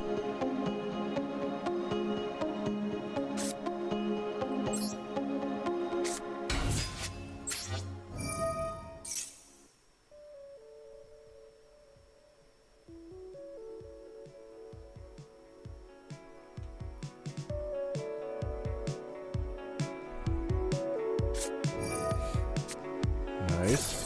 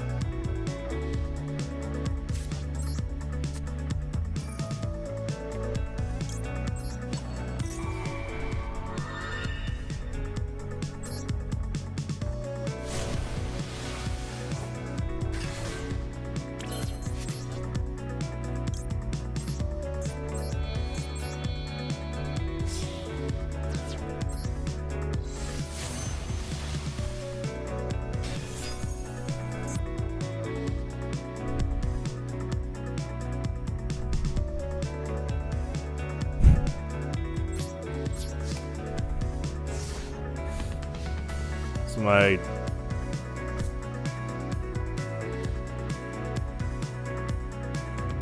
this is my first time summoning her. I ran her before, I haven't summoned her yet. She's pretty cool though. My main deck doesn't run synchros right now, but it's cool to play her. She's pretty strong, I know that. Cool dude, how's life?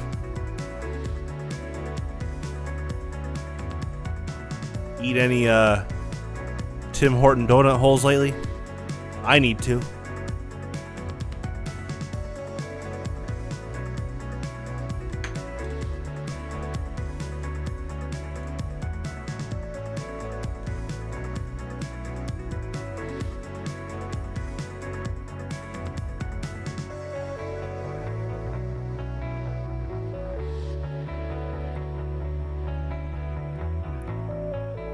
Oh, cool dude, here you go. Your entire household. Please share.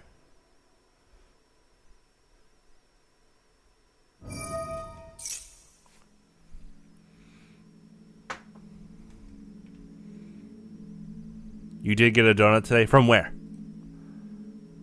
McDonald's? I think McDonald's did donuts for a little bit, like for breakfast. They were pushing like a donut. They might still have the donut. It's like donut sticks with coffee. They were pushing that for a while. Oh.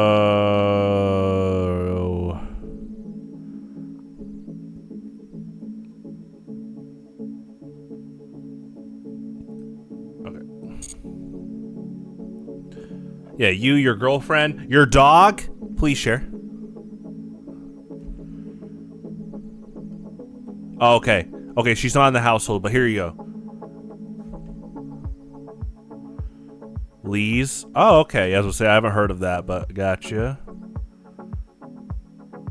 Oh, okay. So she's gone. Not an onion fan, so you're making French onion soup. That's smart. That's smart. Huh. Gosh, I've never made that. And yeah, we've been talking about how much I kind of just been talking about food in general lately. And, you know, I've been trying to cook a lot of things. What's the newest thing I cooked?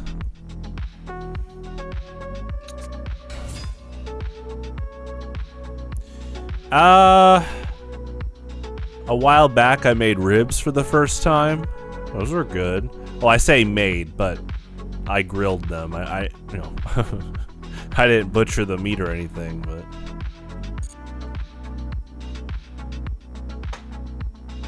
I grilled today too. It was like it's kind of like some spicy seasoned pork chops from the market or the grocery store. Same grocery store with the kind of spicy ribs. They're both really good.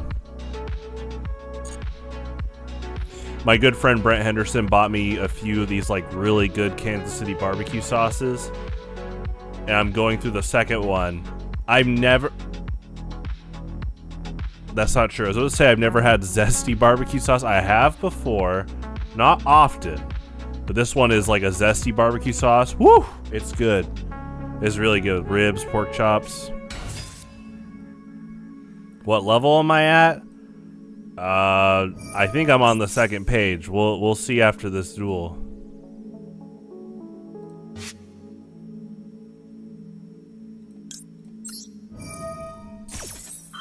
Hello, hello. I'm scouting for TRK. For TRK?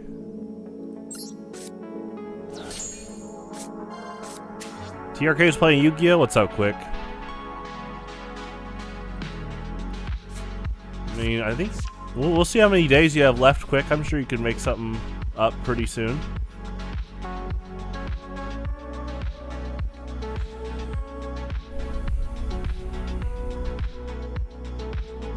Oh, Highlander, King Gambit, or Dragon Knight. Nice.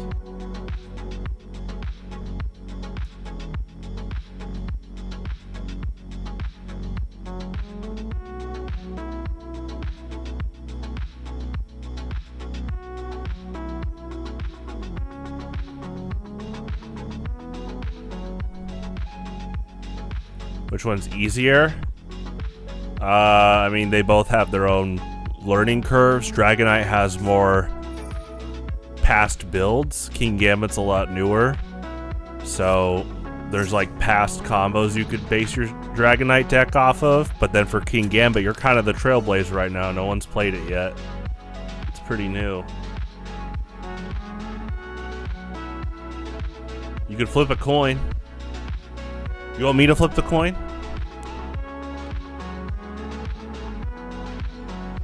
All right, here we go. Here. Let's see. What has Destiny said? I'm flipping. What's the result? Oh, quick. I guess that's it. All right, you'll play King Gambit next month, right?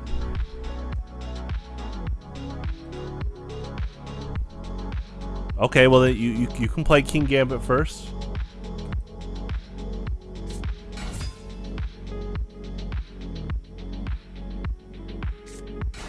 Let's go where? The mall? I was there the other day. It was pretty cool. My mall, so Independence Center Mall in Kansas City, it still plays vaporwave, like 80s, 90s music. Oh yeah, you saw that. Yeah, I posted on the community Discord a few days ago. I was like, I just walked into the mall before 10 a.m. and they're playing, mall music, what people would call vaporwave now. And I'm like, is the person in charge of the mall aware of the modern trend of vaporwave music? And now they're playing it with that added level of subtext? I was like, regardless, it was great overall. So, let's get this song playing. Shooting Star Summit. Let's get that playing at the mall. Let me go talk to the owner. This game just turned 25 a few days ago. Tomorrow during TF2. At the start of TF2, I'm playing through the entire Paper Mario soundtrack. What a good game. City Pop. Muzak. There you go.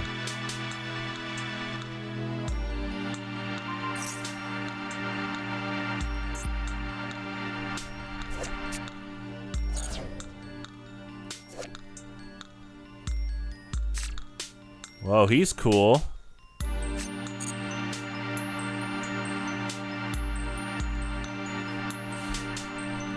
Whoa, he's cool.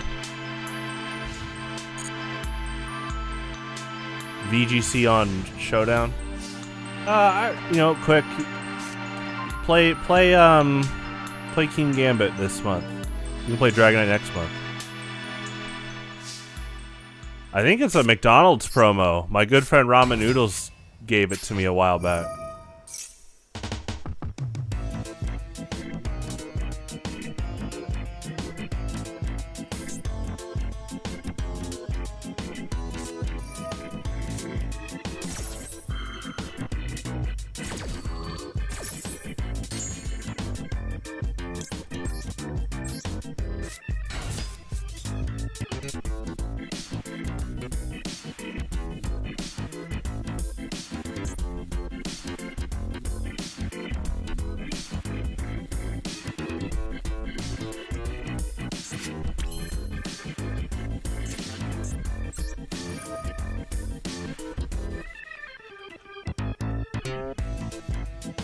Which Pokemon would TRK find more annoying?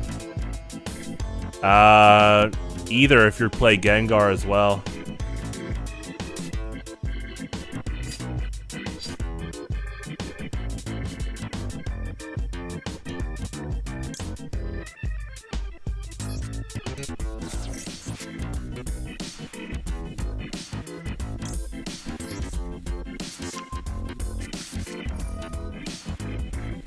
Cannot be destroyed by battle card effects while you have two or more monsters in your graveyard with the same original type and attribute but different names. Type, attributes. Yeah, so there you go.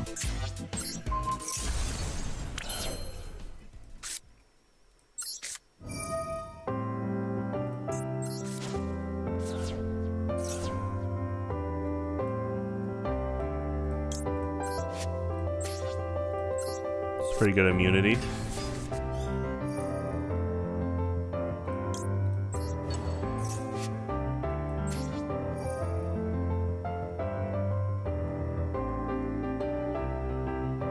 Someone probably took Gengar and didn't make a duplicate. It might have been me. I have to do like a full clean of the simulator soon. Tournament's not till like a week and a half.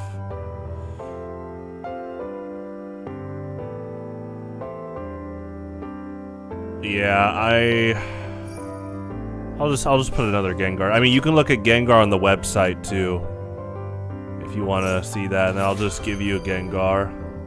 You can just tell me I'm running Gengar. Yeah. The TRK took out Gengar. Probably not. TRK is really petty against Gengar, but I don't think he'd do that. You see that, TRK? You have limits against Gengar. Good on you, right? Work on that even more.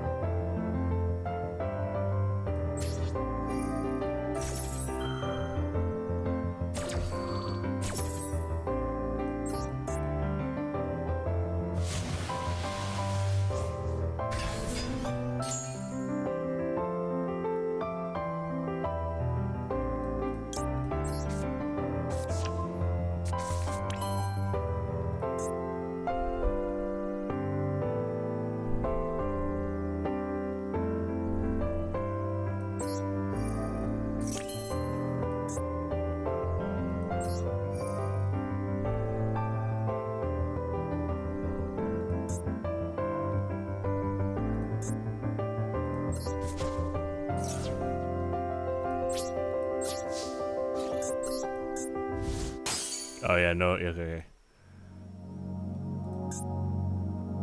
Yeah, that's good immunity.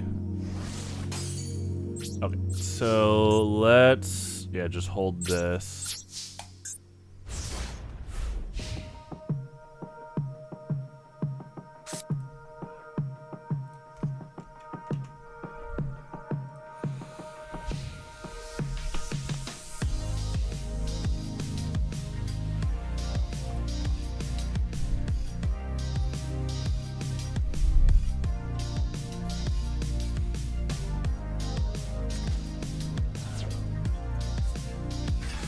Nice. There you go, quick. Sounds good. King Gambit Gengar.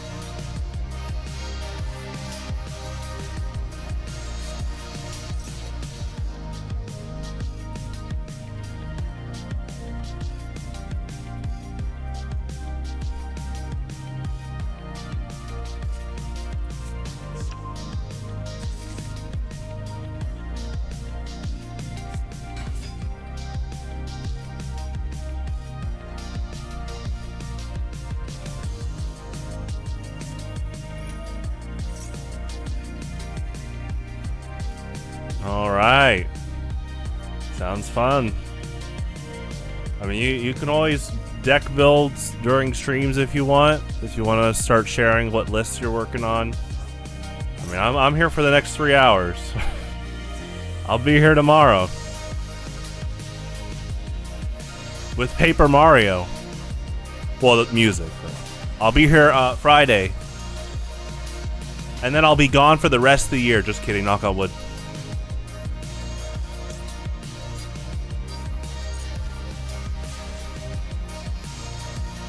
Destiny 2. Destiny 2 is pretty good.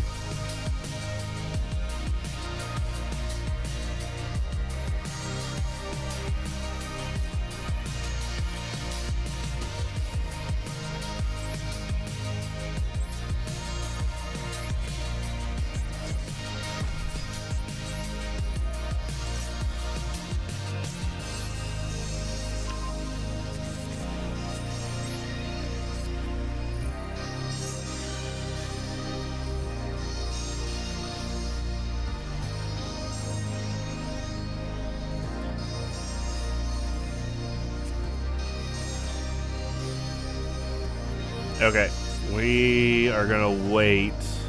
See if we can get Mega Fortress Whale soon.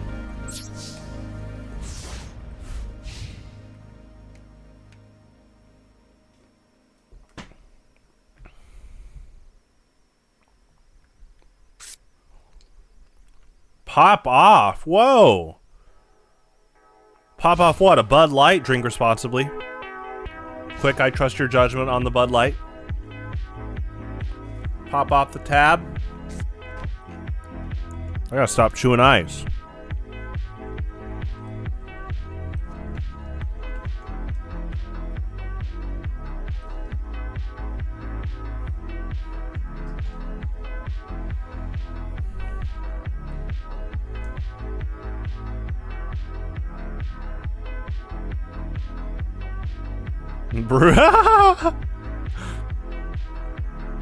Pop off a jawbreaker? You're just gonna chew one? A giant jawbreaker? The brewskis.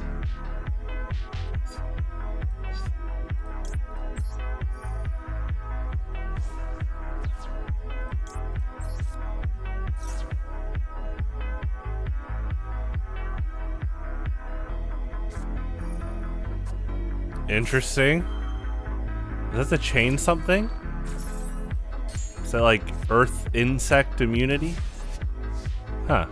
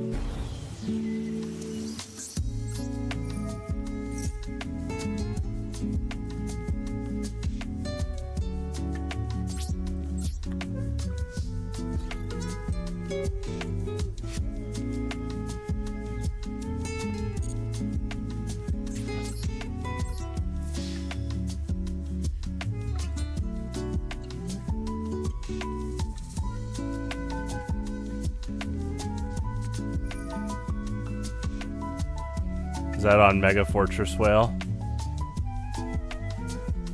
Does that work? Ooh. The effect already activated. Does that cancel? We're about to find out if they negate Mega Fortress Whale. Negate its effects. I think that alters the direct attack if they choose Mega Fortress Whale. Yeah. They're reading.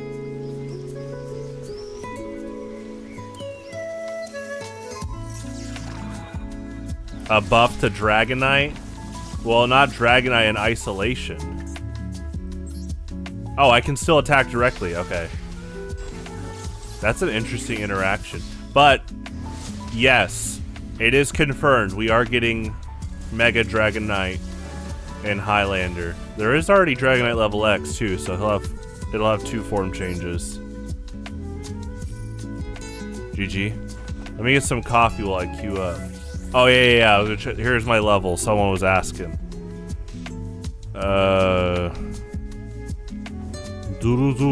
Samantha. Yeah, I'm level 7 on here? Okay. Here's the current ladder. Alright.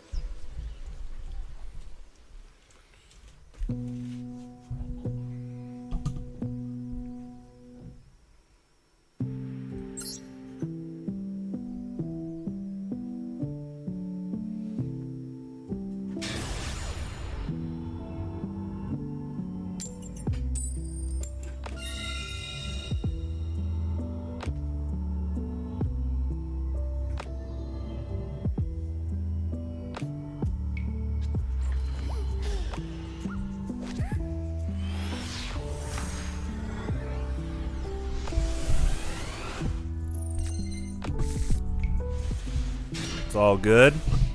I don't mind going first or second.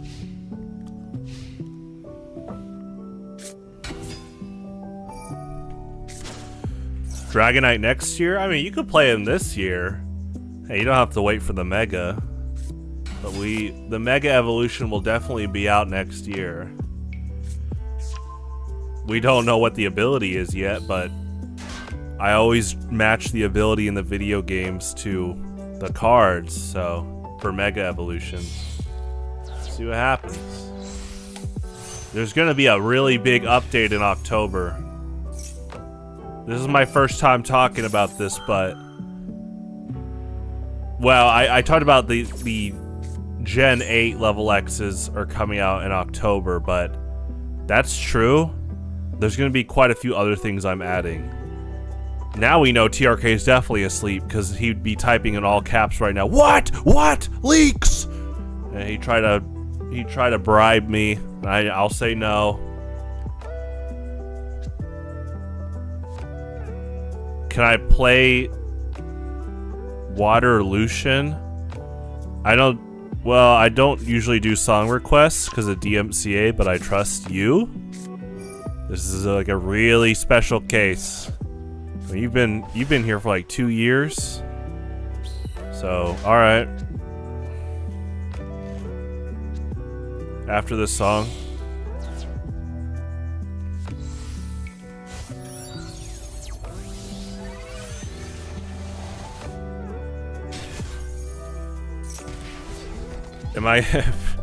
Is this like a meme?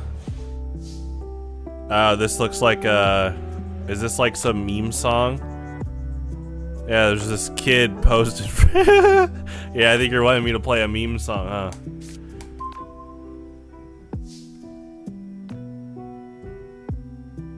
Alright.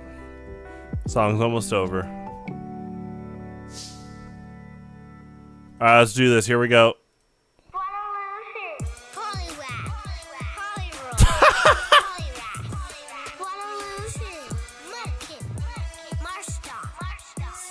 Oh my gosh. Okay, the kid's working with a pretty good audio engineer. You hear that reverb? So this is like, what, some audio engineer dad or mom? Like, hey, you want to be in a song? Son?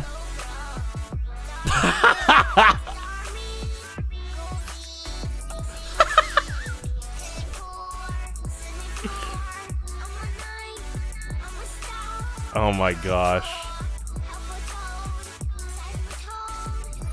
Oh my gosh. Look at this thumbnail. Here, I'm gonna put this song in the game chat. Or the live stream chat. Look at the picture. Okay, that was pretty good. Yeah, I don't normally do requests, but obviously I trust my moderators, and I've known Cool Dude for a while now, so alright. He does love his water types. I hate water. How dare you?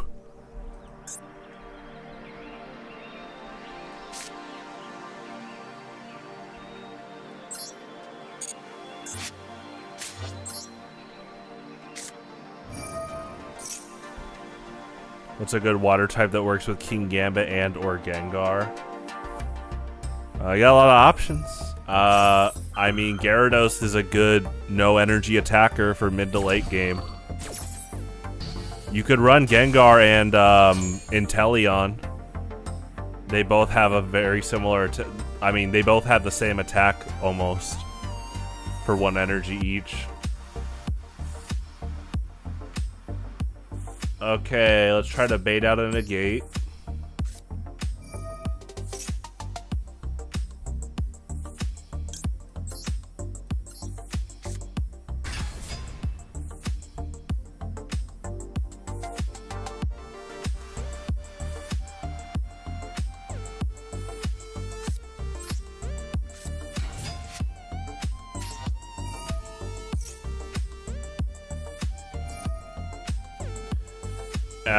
The average Highlander deck is like 8 to 9 families. It's not really like stage 2, stage 1's basic. Honestly, it's 8 to 9, and it's a pretty good mix of basics, stage 1's, and stage 2's fully evolved. If your deck had like 3 fully evolved basics, 3 fully evolved stage 1's, 3 fully evolved stage 2's, sounds good to me. If it had like 4, 2, 3, sounds good to me, you know? Some run less, some run more, but 8 to 9 families usually.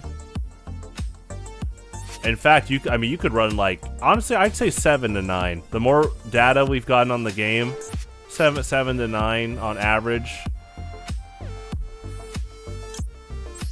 We have some players that are really good with recovery cards, so they actually can run lower counts of Pokemon and more like item cards and techs. So it comes down to what you want to do.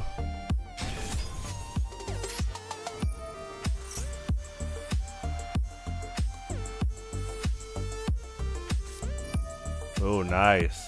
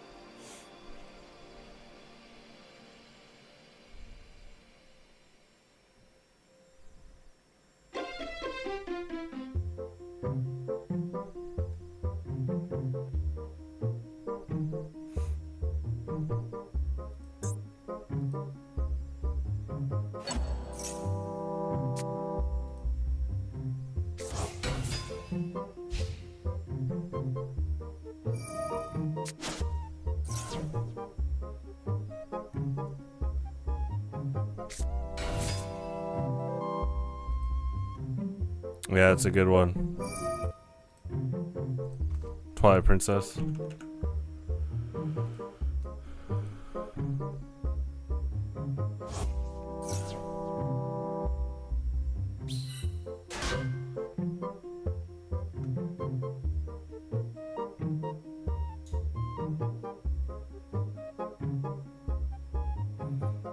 Yeah.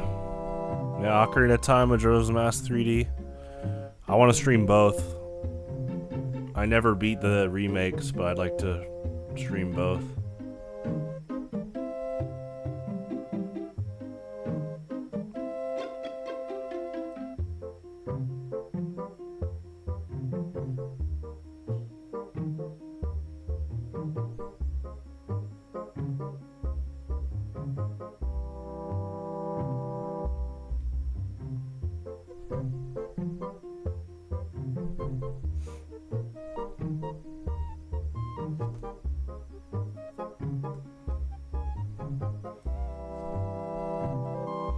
Time management's pretty good. It's a good skill to definitely hone.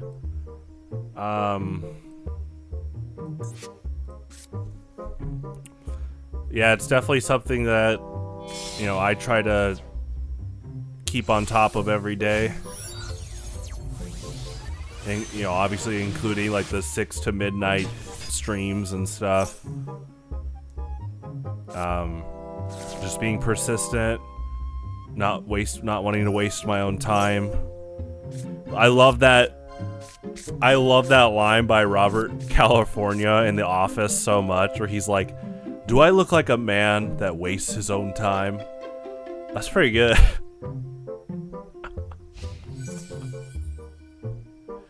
Though to me, it's like,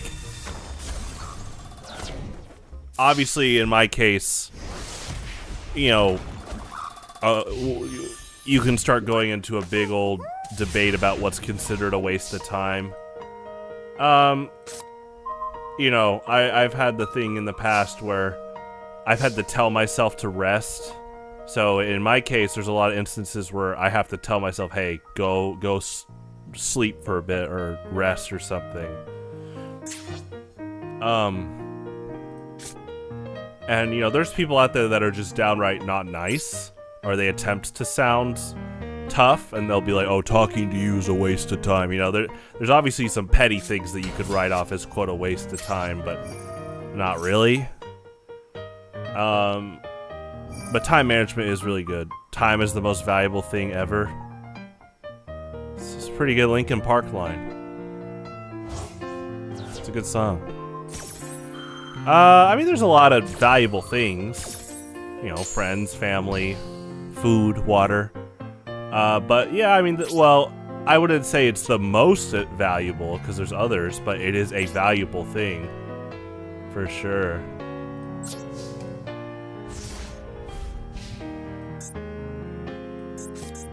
I do think in the world of respect, time is a great way to show someone respect, though. Because we either family or time. I mean, family, time, again, friends, food, I think art. There's just a lot of things in the world that are valuable. I'm not going to just say time is an absolute value over everything else. I do think there is a value in time to where you can translate to others how much,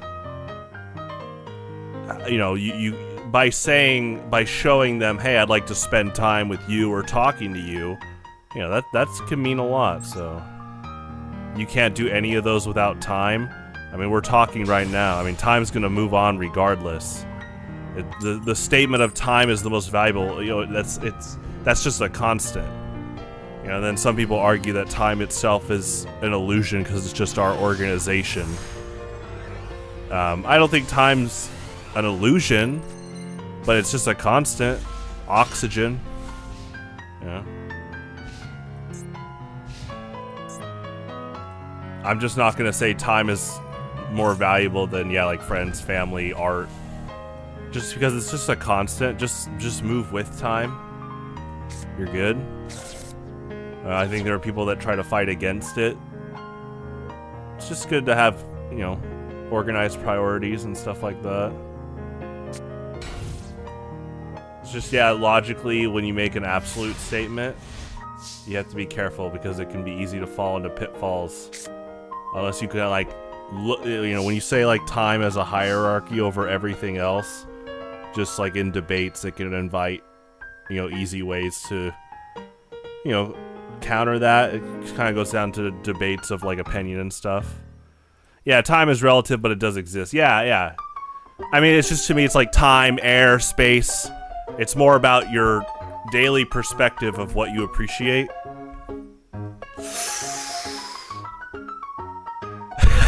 There you go. Like this ragtime music.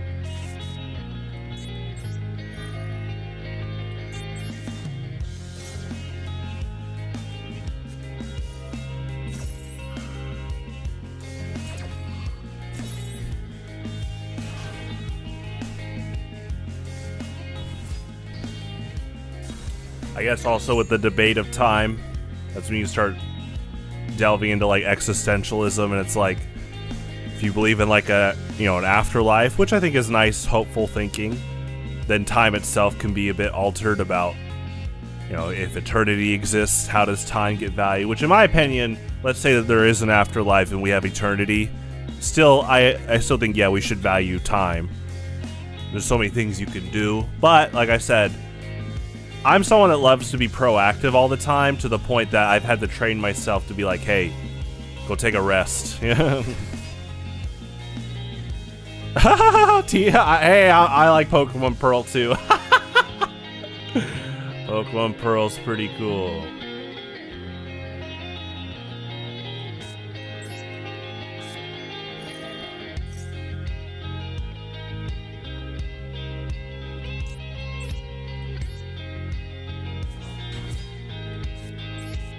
I do like Dialga though. Dialga, Palkia, Giratina, that whole trio's cool.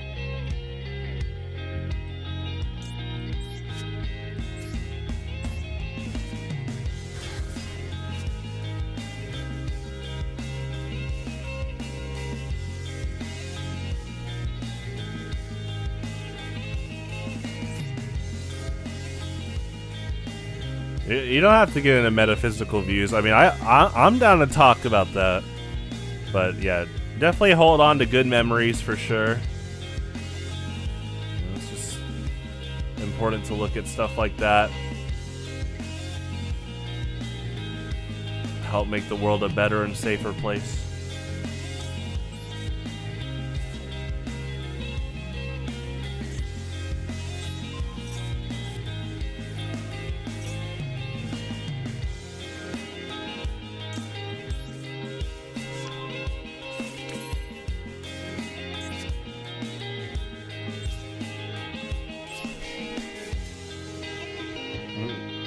Yeah, that Sinnoh and Kanto are my favorite regions. Like, in terms of my favorite Pokemon games, ever since they came out, it's always been Leaf Green,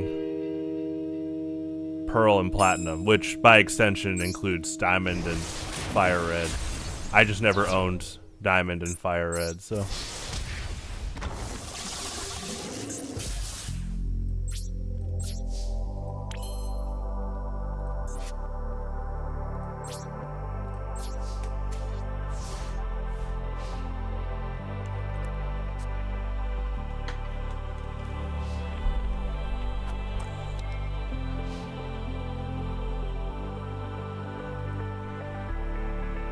Yeah, Gen 3 and 4, they're great. I love, like, all the Pokemon, and... I mean, I like every Pokemon, so... Did I play Heart Gold? I played Heart Gold. I also owned Ruby.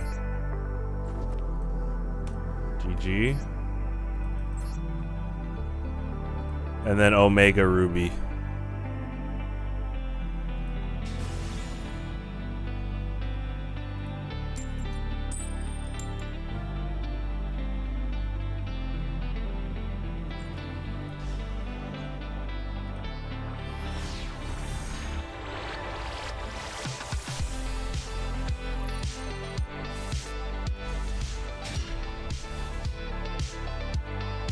All right, quick, say it again. He's listening now. Go ahead.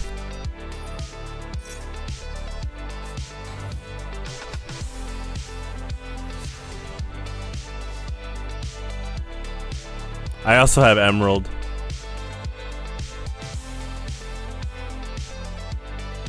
Oh, you got Omega Ruby. There you go. Yeah, the red looks good.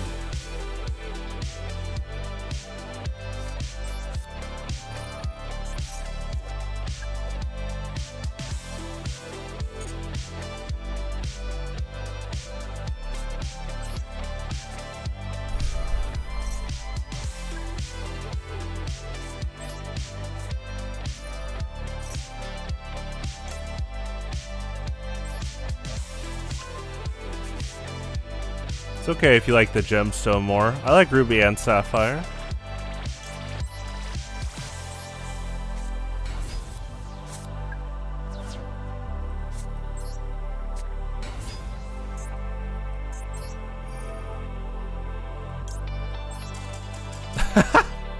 GG.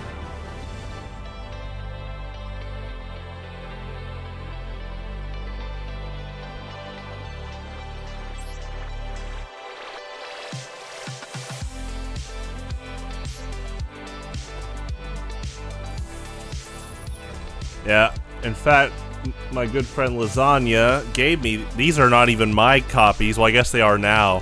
I guess I have 2 copies of Emerald, and then I have 1 copy of Ruby again. I lost my old Ruby, but Lasagna gave me these. But yeah, the cartridges do look cool.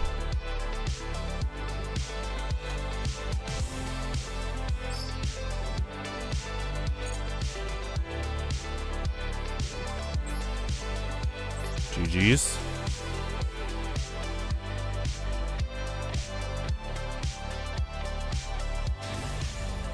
I mean, it's fine if you want just the case to display. Pokemon White's pretty cool.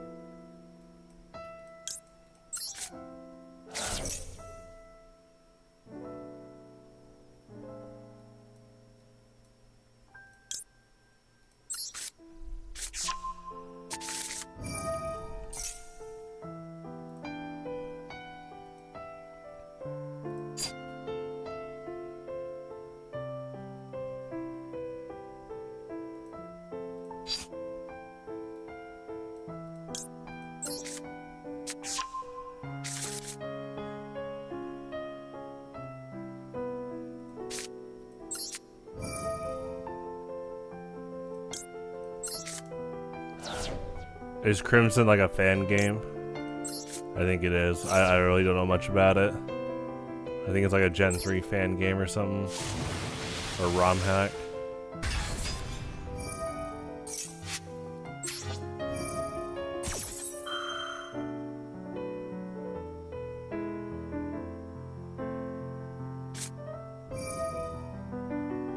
Oh, the color. Color cartridge is pretty cool. Or the cartridge color.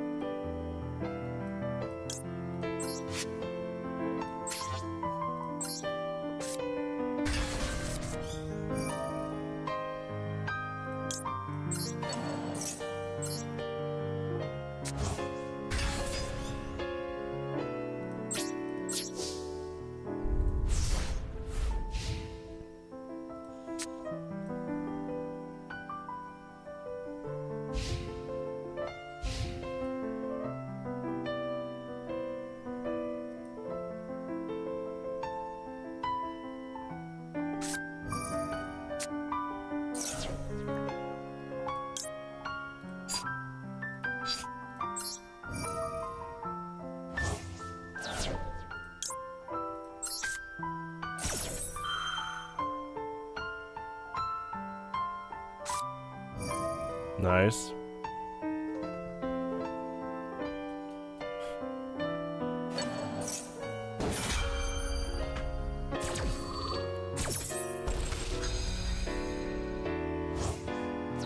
Yeah, the Crimson cartridge is really cool though. It's definitely an art form. I hope Pokemon in the future makes colored cartridges again. Though we might be at the tail end of physical games. Not soon though. There's a lot of sales to be had during Christmas and birthdays, so me and Now, I don't condone this. I was just laughing at seeing this because I remembered at the last Pokemon tournament, me and Ryan Green were laughing at that one tweet. Someone made a tweet at, like, it was like Yu-Gi-Oh! Nationals. And they made a tweet saying, like, I bricked! And it was a bunch of hand traps, and I think this was in the hand. And you can play whatever card you want. I do not support these comments, but in terms of pettiness, I was laughing at how petty it got, where people in the reply say, you deserve it.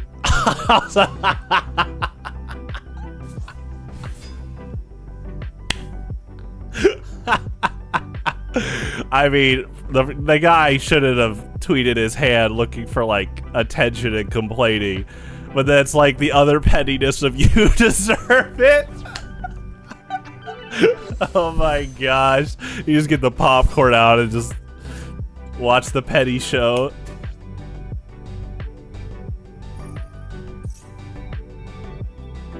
Death of physical games makes you sad. Well, don't be sad.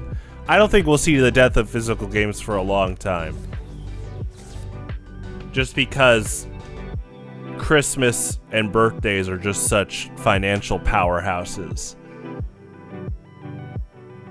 And your grandparents probably aren't going to be buying as many digital copies of Mario Odyssey compared to a physical one that's still on store shelves. So Mario Odyssey, Mario Wonder. Yeah, PS5 still has discs. There's still sales to be had in physical media. I will say, as someone that's all about helping the environment, there is a pro to less, like, waste, right? Unfortunately, as much as we love physical media, if people aren't actually playing the games much or using it, then there also could be a lot of garbage of, like, I don't want people to ever throw away cartridges and discs, right? I hope they get resold at used game stores or something. But I will say, yes, there is less physical potential waste that doesn't happen if we go more digital. I'm not anti-physical, though, so...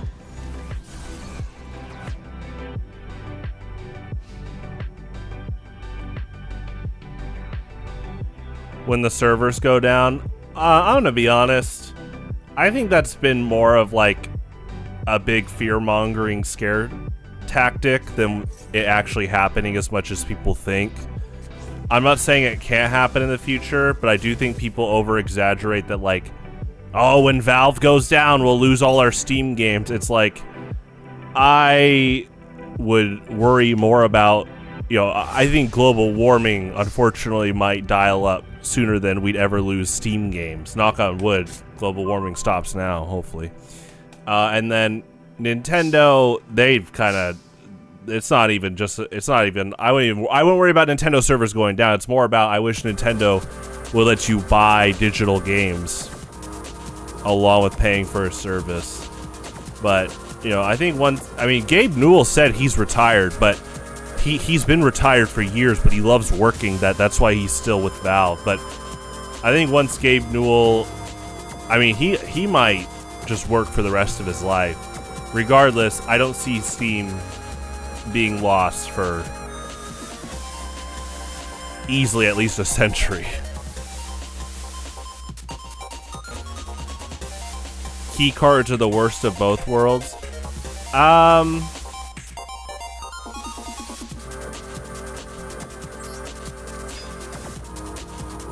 Key cards are purposely, I think, targeted at the family members that buy a case of Mario Odyssey, because they might not fully know about just buying a gift card. Yeah, the Battle Network game. PS3 and 3DS games with physical. You could have downloaded them. It just depends. That's also just on Nintendo. They need to try to circulate their games more. Like, I think they're just, like, cheating themselves when they don't do that.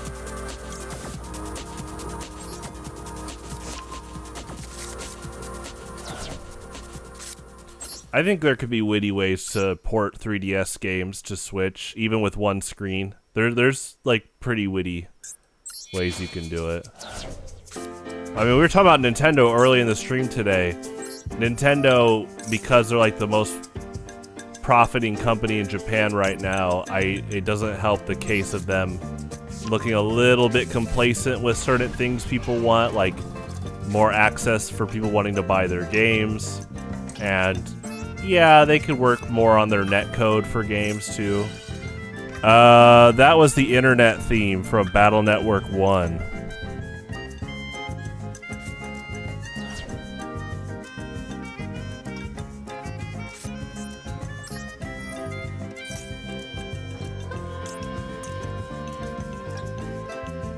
Can you be targeted?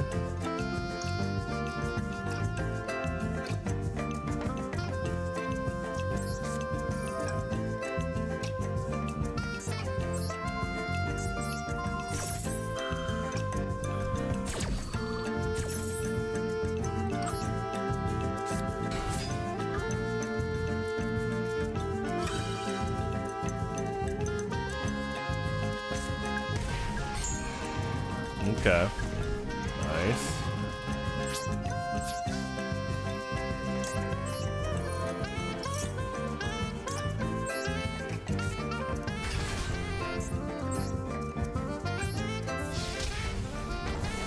But in terms of game key cards, you definitely keep tabs on like companies that are trying to weasel out of like not making discs and cartridges and just doing the card thing. I mean, at least if you download the game, it's yours. As long as like it actually downloads, right? You know what? Actually, I think the big thing is, like for example, I can boot up my Wii and play Kirby's Adventure in 64 because I bought them. I think the big thing people don't talk about enough is when Nintendo and other, Nintendo's actually the worst overall with this. Nintendo shutting down Wi-Fi servers. Like, I still play Metroid Prime Hunters, but that has to be through like, there's like a guy in Europe that bought private servers. That's how we play now. I understand servers cost money, but when I see Valve still having servers for Half-Life 1, Half-Life 2 Deathmatch, or when you hear about PS3 games still going online or Xbox 360, yeah, it's kind of like, hey, Nintendo, what's going on? And, unfortunately, they're not dropping a bunch of internet servers to improve internet on other games much. Because, yeah, unfortunately, I don't mind Ultimate Online, but, yeah, I'm surprised they're not putting some money into making the netcode, like, roll back, so. And unfortunately, Nintendo is, again, I mean, they're so successful financially. There's a lot of merit, unjustified merit, for them not to budge. I wish they would budge. I wish they would understand it's a nice quality of life thing to do. It is one of those things where if I was in charge of Nintendo, there'd be quite a few things going on tonight. You see this man? I know he's coming back this decade. It's Amiibo time. See, there you go. There's Act 1. Him and all the Prime Hunters in a glow-in-the-dark 7-pack.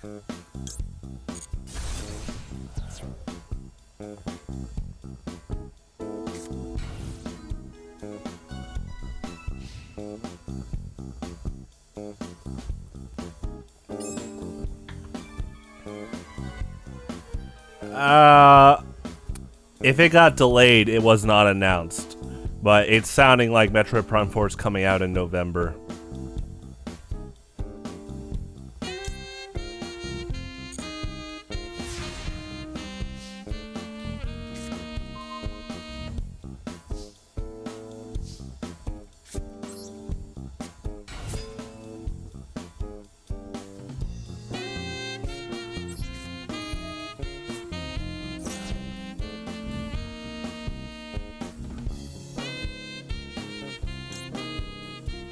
One of your favorite Final Fantasies took 13 years.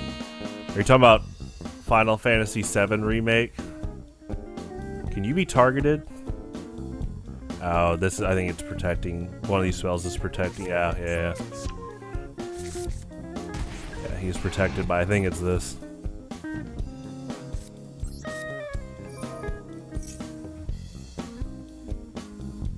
Oh, 15.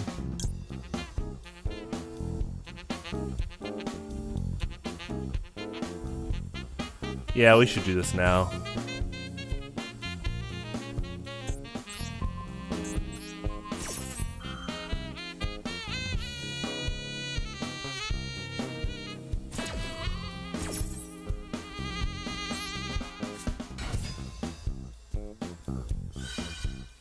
Okay. An electric jellyfish cannot negate that. Gotcha.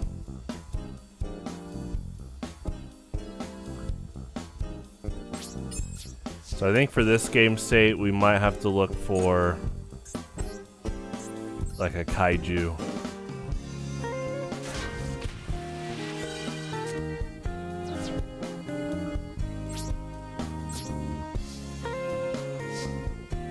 Yeah, I know 15's pretty good from what I've gathered.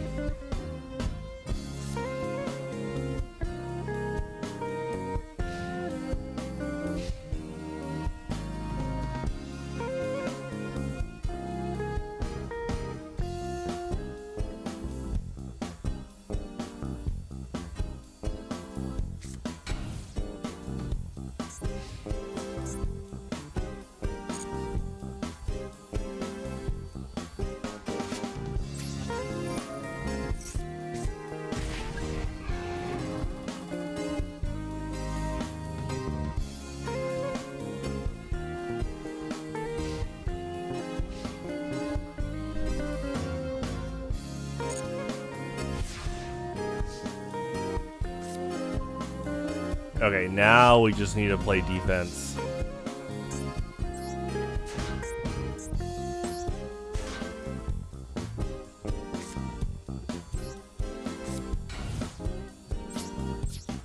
And yeah, we're gonna have to try to aim for like a top decked kaiju, because if we activate anything, we take burn.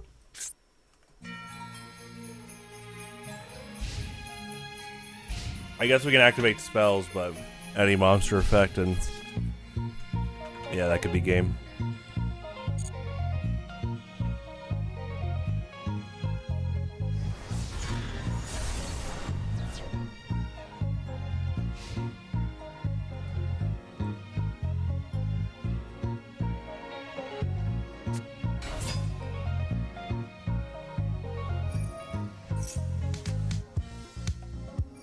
So ironically, if I activate electric jellyfish, I lose to negate.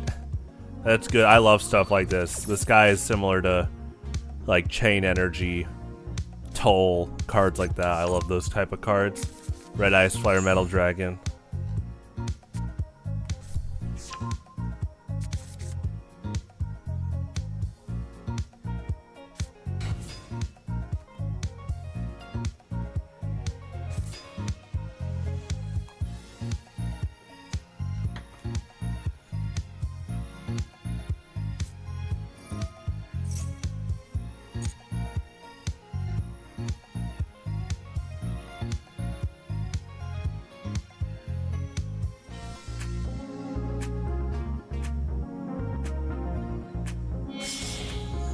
Yeah, this is Uncle Sweet Share's Workshop instrumental by Young Scrolls. Really good, like bass guitar composer. Just overall, I think he's a pretty good composer. So some of his Elder Scrolls songs are, yeah, they. Definitely really pushing the explicit label. Not really songs I would play. But that was like years ago. I don't know if he's gonna do that ever again. This song was really good though, and he did one recently with Tiber Septum, which was, or it was about Tiber Septum. It was really good.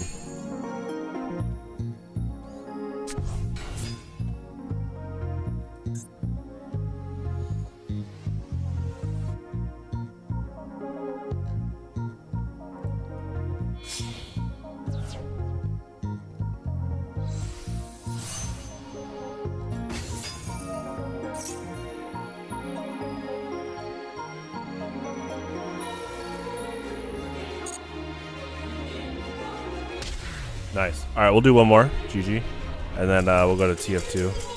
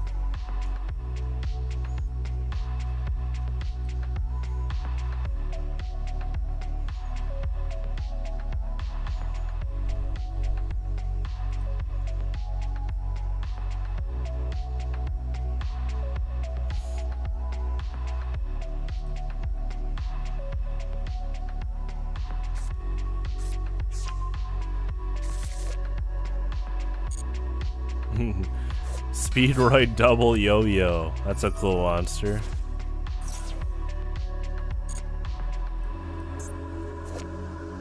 Classic. Speedroid's a pretty classic archetype by now. It really is one of those archetypes where Konami had to be constantly careful to not have it just be over dominant. Pretty good fail-safes. Just, yeah, they're kind of known for mass summoning. I do like how technically they have centered, like, they're like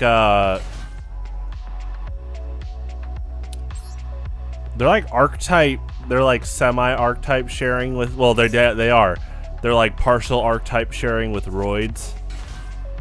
Like the vehicle roids, which is cool. You have Speedroid and paper, gotcha.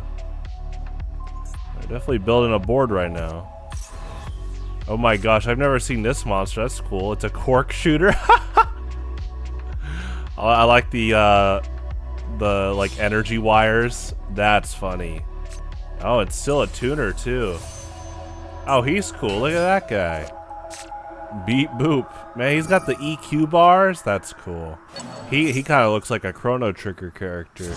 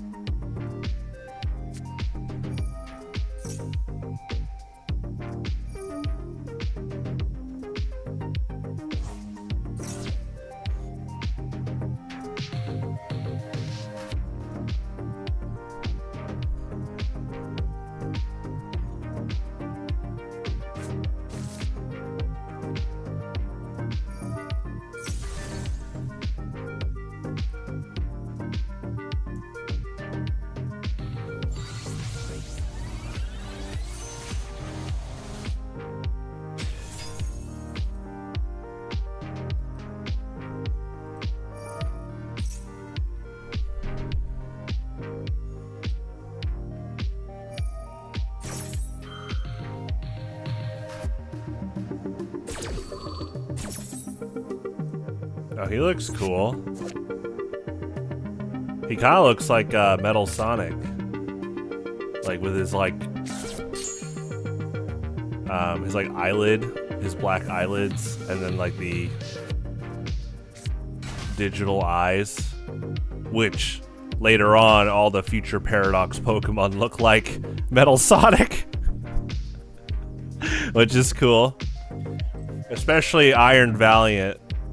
Iron Valiant is literally like the Metal Sonic to Gallade Sonic. It's so cool. I think I know like early on someone already made that Sonic movie joke where it's like strange, isn't it? And it's Sonic butting heads with Metal Sonic, but this time it's Gallade and Iron Valiant. That's pretty funny.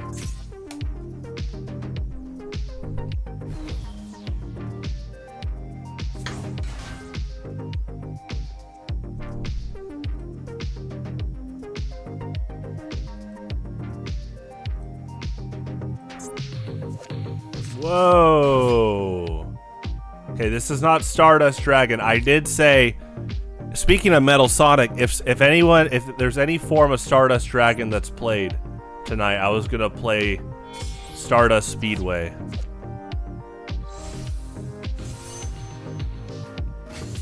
Okay, these guys are not alternate forms of Stardust Dragon. They look similar though. So, this guy too.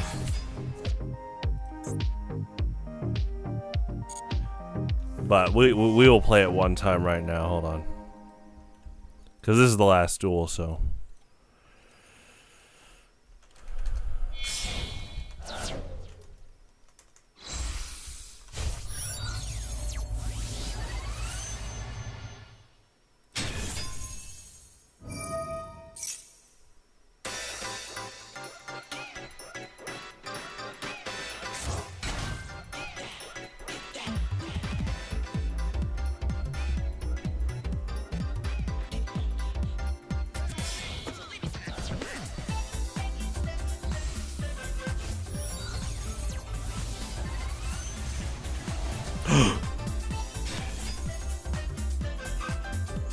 Yeah, that's a good song.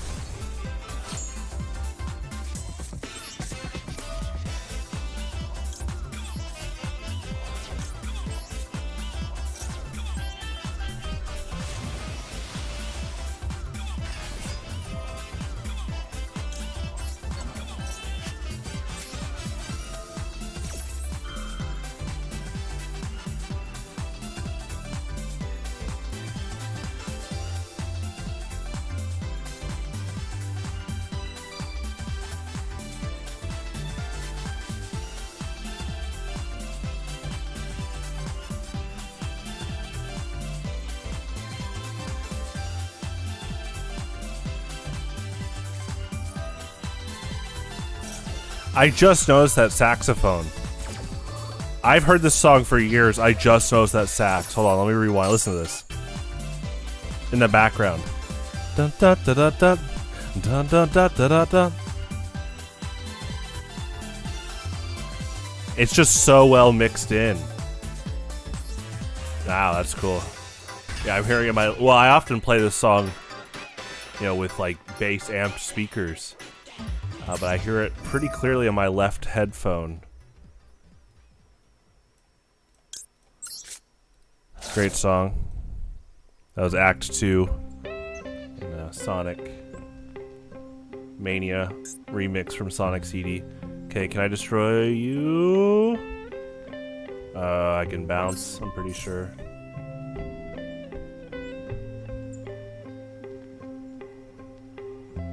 And destroy? I think so. Oh, there's some immunity. Okay, level increase.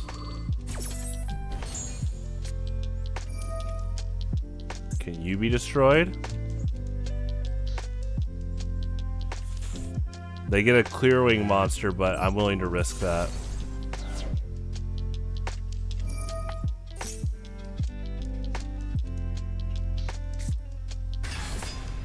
Oh, hey, how's it going?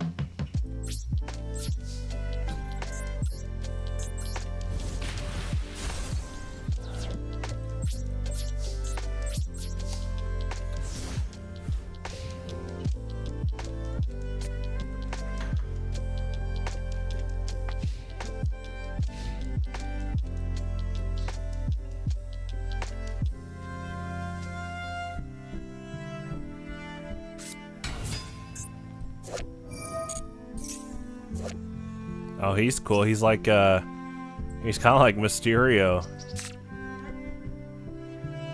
That makes sense. A marble speedroid. Oh, you forgot to make croutons? Dang. I'm sure it'll still be good. Let me know how it goes. Is Gordon Ramsay at your doorstep right now? Oh, you really cooked. No, I bet you did pretty well.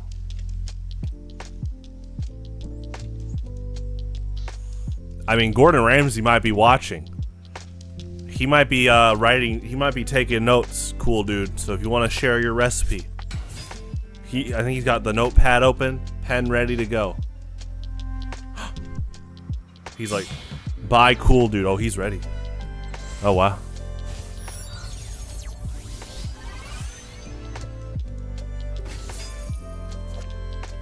Oh, that's so cool. Man, there's a lot of speedroids based off of, yeah, I mean, the whole archetype is like toys, which is really cool. Dominoes. That's so cool.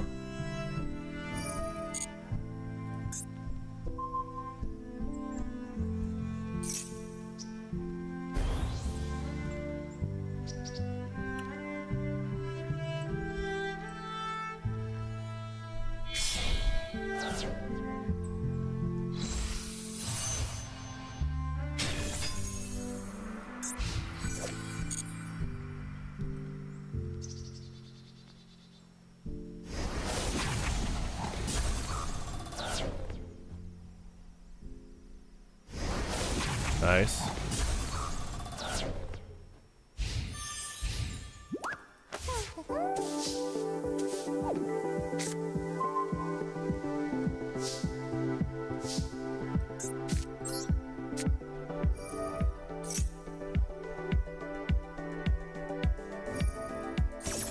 Nice.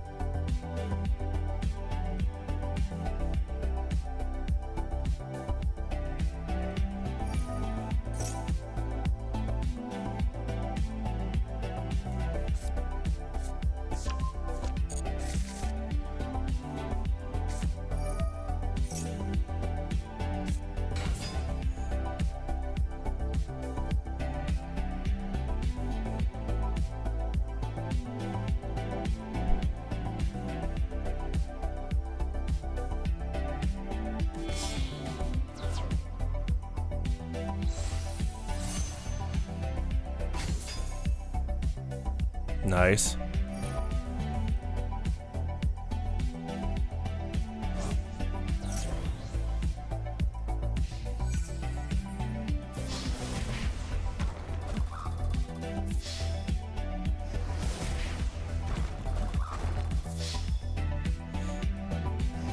GG.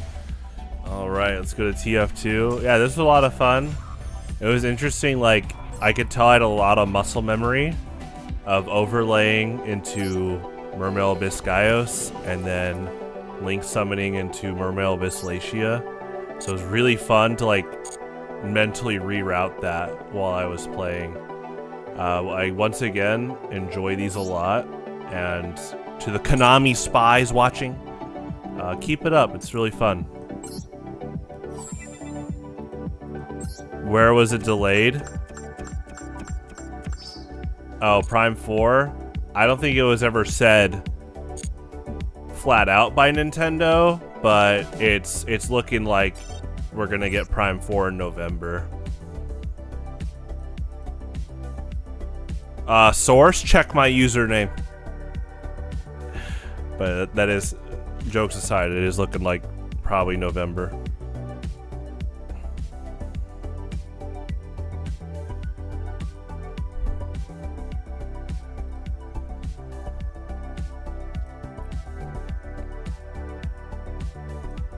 I'm definitely streaming Prime 4 like right when it comes out. In fact,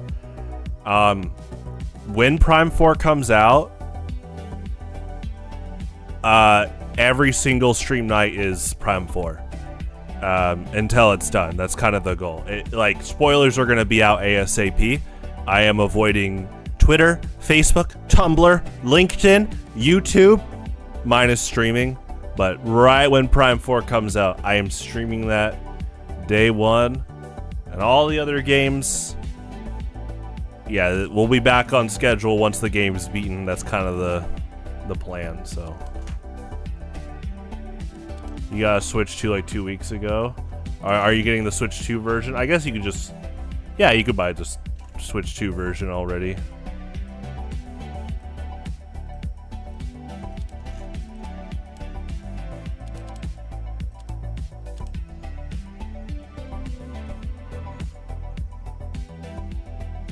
Mouse mode. That is a good perk.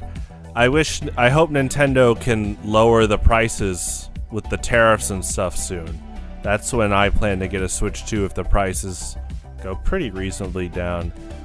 Mouse mode is another hint. I think Metroid multiplayer is coming back soon, but whenever it does, we're gonna have mouse mode for sure, and that's gonna be awesome. It's gonna be so similar to Metroid Prime Hunters. I'll be right back as the server loads.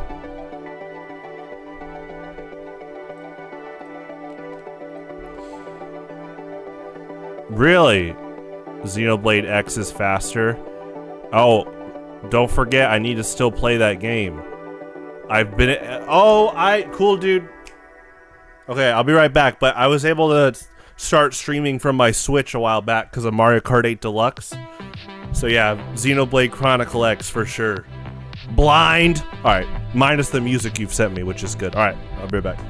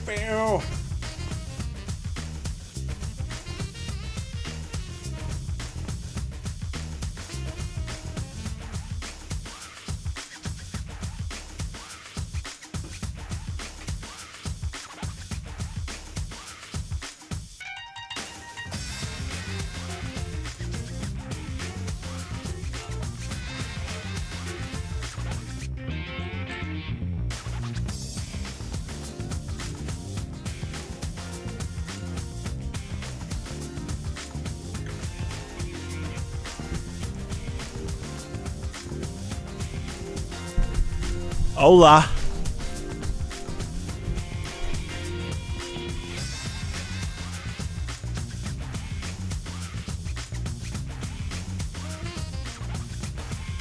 Oh!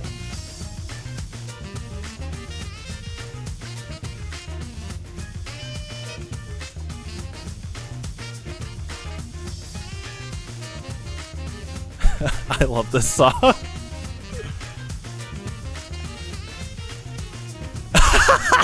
What, you played Baldur's Gate 3? Sometimes I actually remind myself. I think I went to 100 something. Let me check. Yeah, you know, I mean, I was not gonna quit Baldur's Gate 3. I mean, I had so much fun, but yeah, that's a good point. I goal, beat game, I'm gonna keep going. Captain America, I can do this all day. Xenoblade Chronicles X, Metroid Prime 4, Yoshi's Island 100%. Those are all good games. So, alright, let me see. Baldur's Gate, I think I ended on like 100 something. The finale, oh, 61. Way off. 61. So on average, each Baldur's Gate stream was about 4 hours. Okay. When was this? When did I beat it? What was the date? Hold on. I beat it on March 26th this year. Wow, yeah.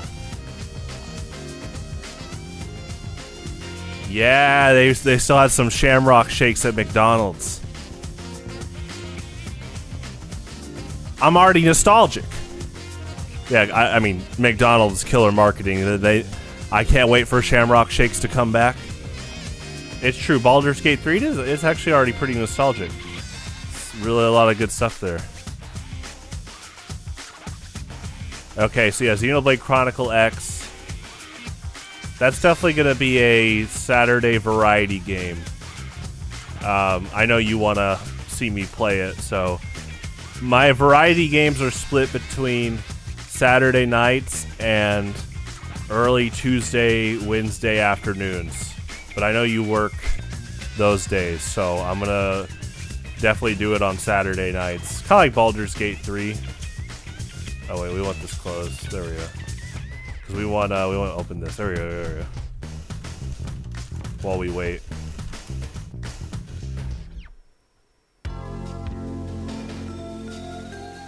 You can catch VODs. Oh, you're saying if I played on Tuesday and Wednesday?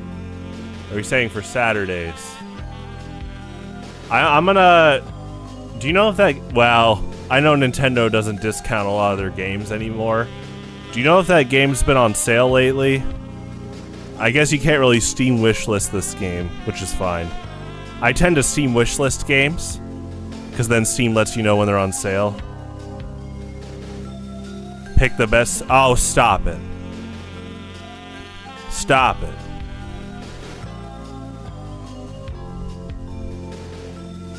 You're being so nice. What's the catch, huh? Tomorrow you're gonna ask for $20,000? You know what, cool dude, I trust you. What's the investment? Another set with these monsters? More forms?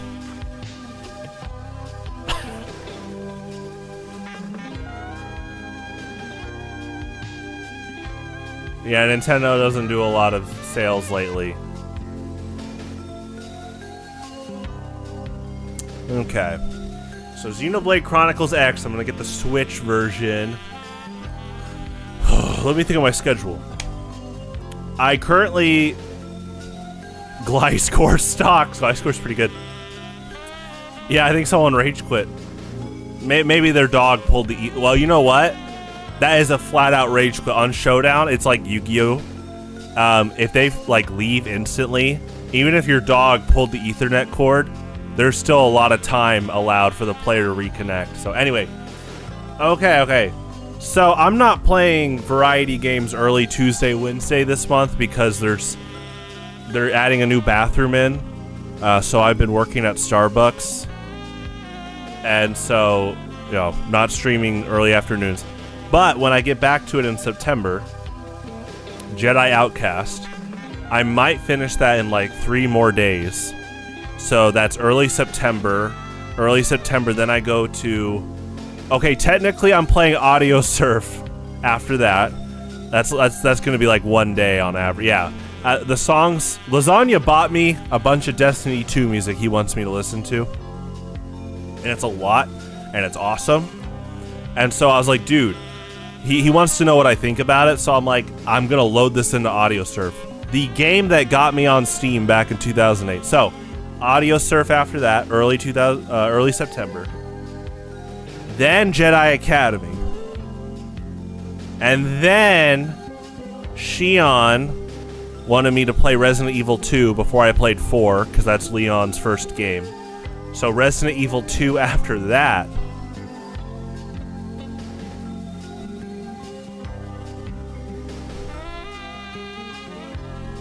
Alright, cool, dude. We're looking at late October. Oh, I said Black Mesa as well. Okay, then Black Mesa. Square root of 50 times 1,000.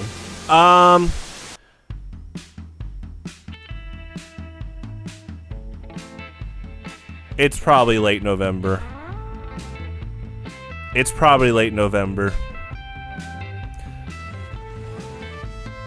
You know what, though? I could just ask for it for Christmas. I'm just trying to think of the length of these games on average. It might be early next year. Alright, I'm gonna ask for... Alright, I'm asking for Xenoblade Chronicle X for Christmas. There you go. And then... Definitely by early January, we're playing that game, I think. I don't know how long Resident Evil 2 is. I don't know how long Jedi Academy is, so that's kind of my rough estimate. Oh, it's all good, dude. I know, yeah. I know you'll make time. You're a good dude. And they're genuine good person. That's what we were talking about earlier. Time. You know, a person is a good down-to-earth person when they dedicate time. Now get this match out of my sight. What a waste. No, come back.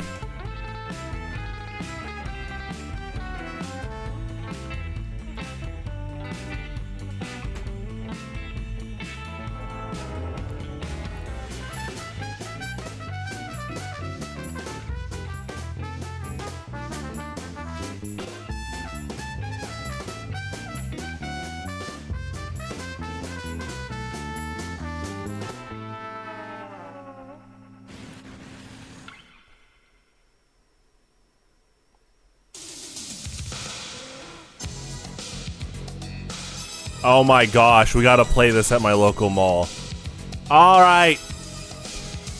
I met Cool Dude through LinkedIn. Now we need a tag team on that website and find the owner of my local mall. Sir, could you play this song? Gosh, that'd be a party.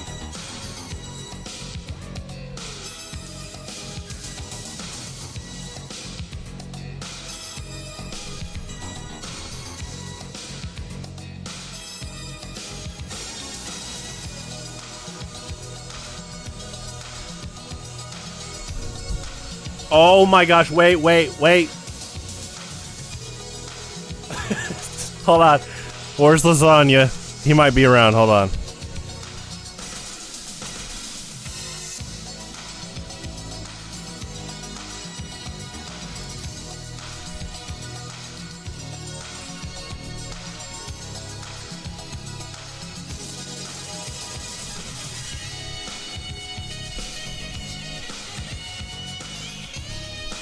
Alright, I just did summoning jutsu. Hold on.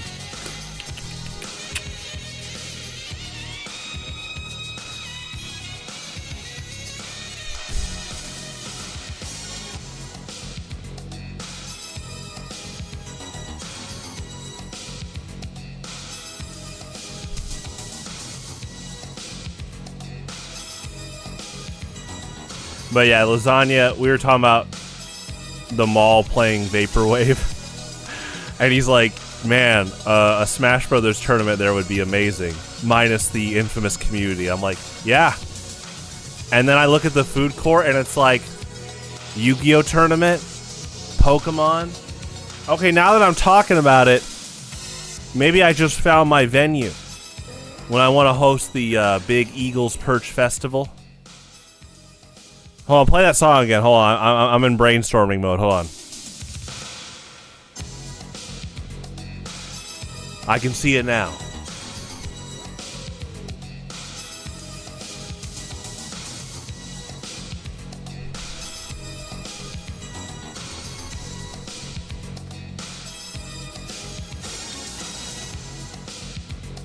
My location? Uh-oh. Hey, there it is. There's the mall. Look at, oh my gosh, we're at home. It really is that like 80s, 90s vaporwave mall, and I love it so much. I need to go there more. Wait, where'd it go? The picture. All right, we can kind of see here. Hold on. Okay.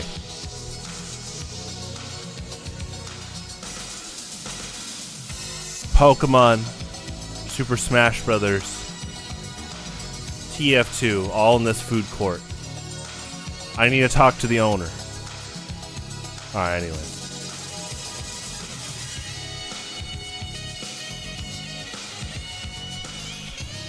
Brainstorming mode over. Brain off. Just kidding.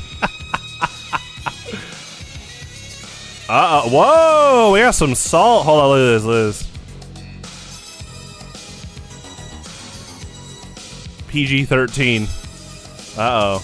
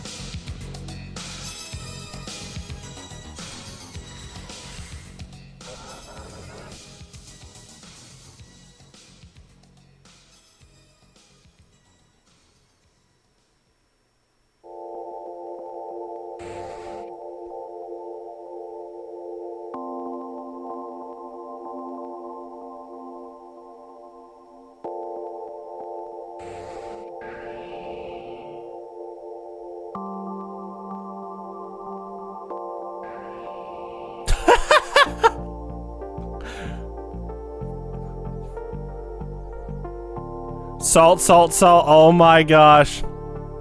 I gotta save this. Does it copy through Steam? Hold on.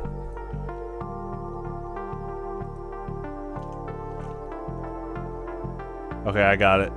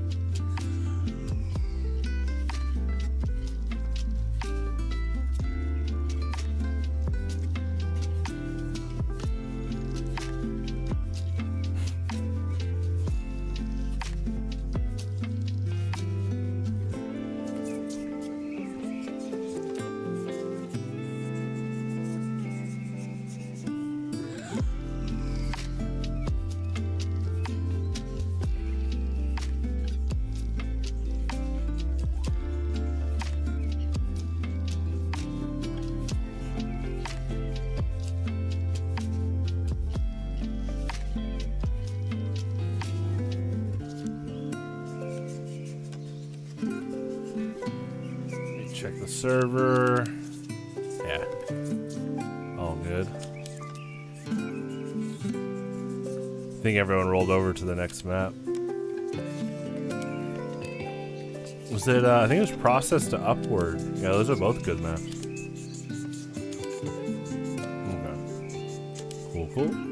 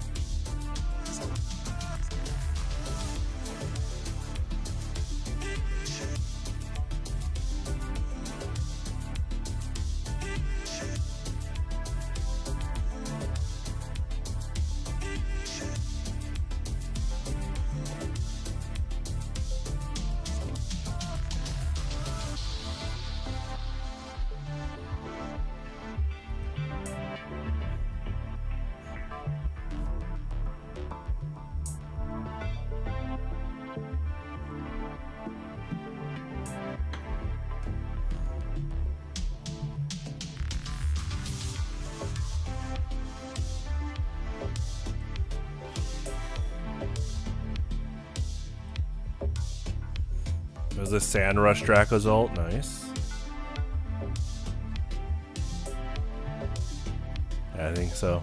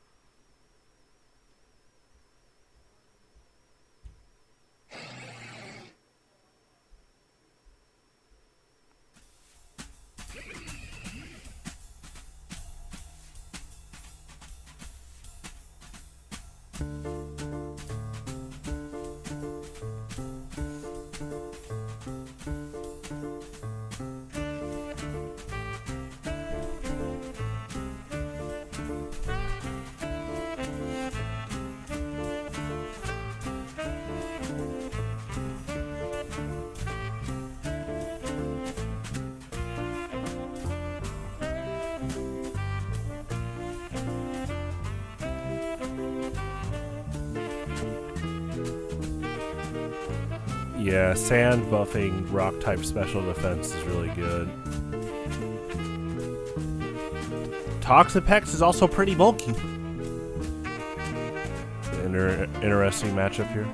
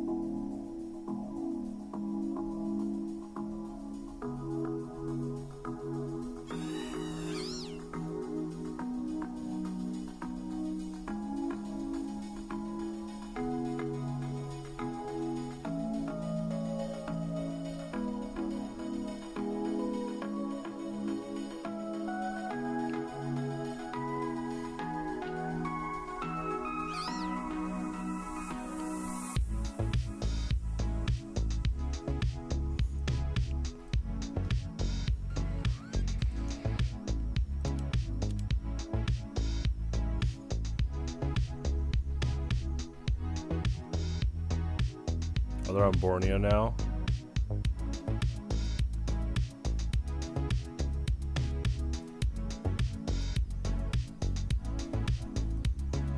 Let me do a quick refresh. Yeah, Borneo. Okay. Cool. Yeah, I'm down to keep waiting. That's all good. I just wanted to check the status of that.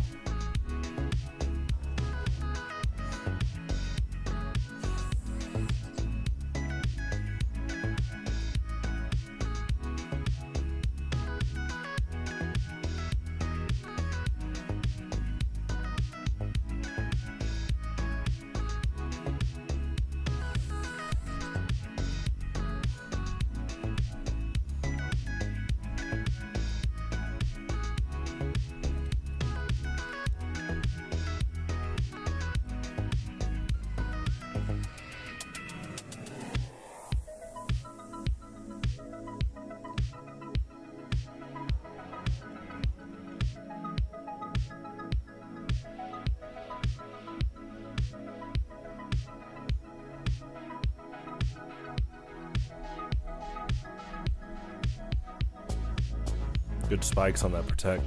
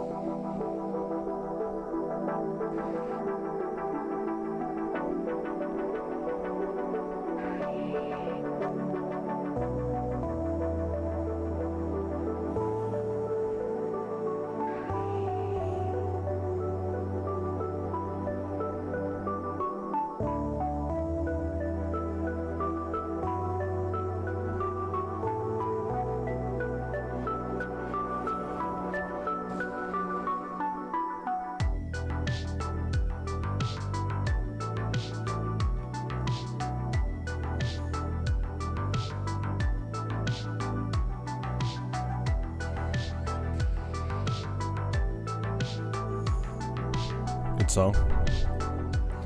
Signal Dust by Night Flyer.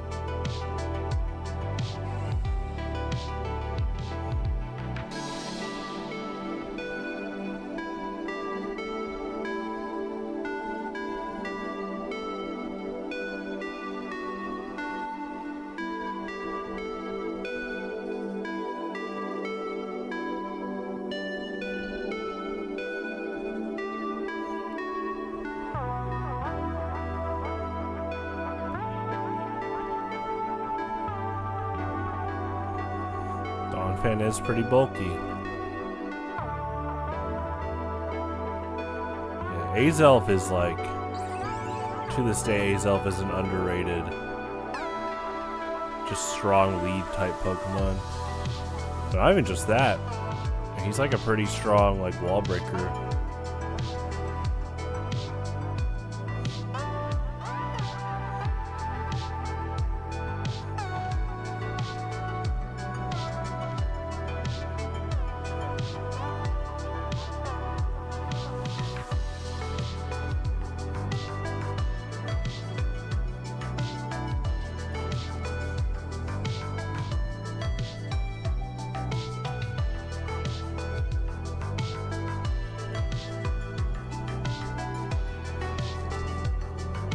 Is that loaded dice? That might be.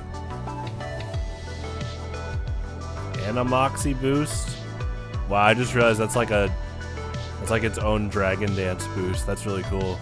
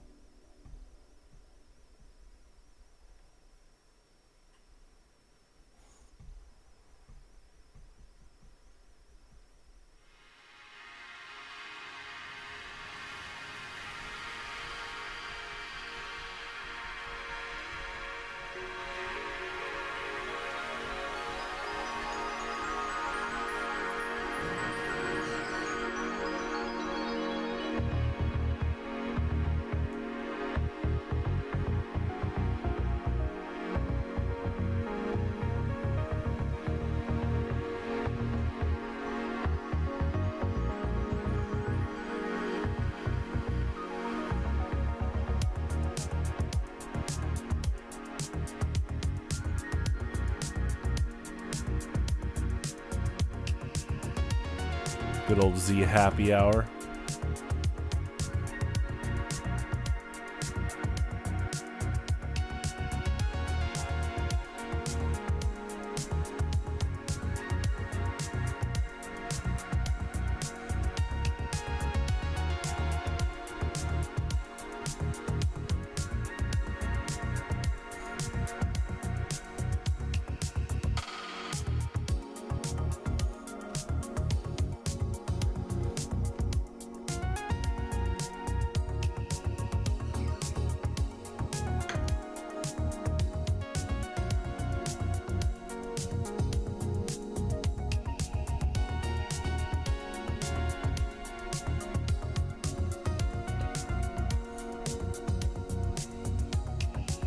I think we're in the server. I see the loading wheel. Wait, you know what that means? If it was that fast, I might have got kicked. Oh, never mind. Sometimes, like, it loads you in, and then someone else might have got in before you at the same time. It's really funny.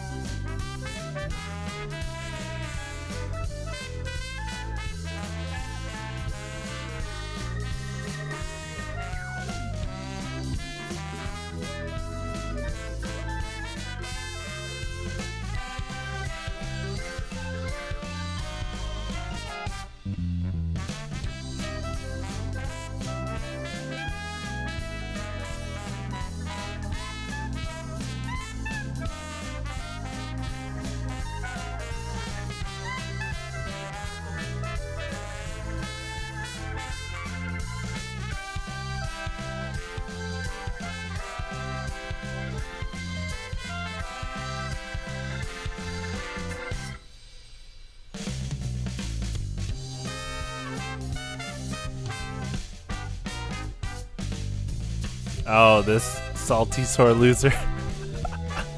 They're still laddering. That's actually pretty rare. I've noticed a lot of salty sore losers on Showdown lately. They like leave after they like rage quit. / rage.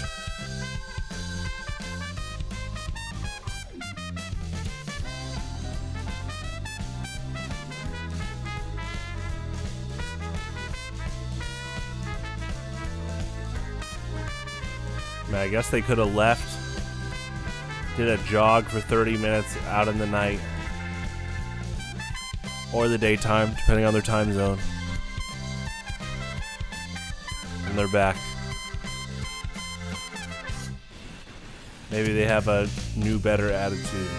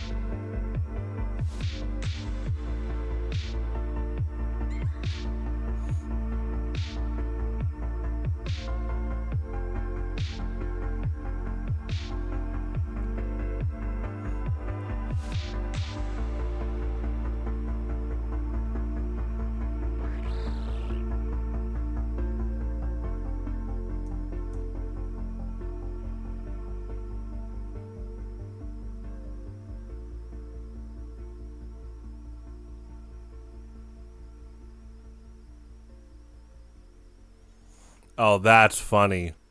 Okay, we're in the server, but okay, so Zera Aura did Plasma Fists on Hisui and Zorak, turning the normal move to electric, which then the electric hyper voice healed Zera Aura.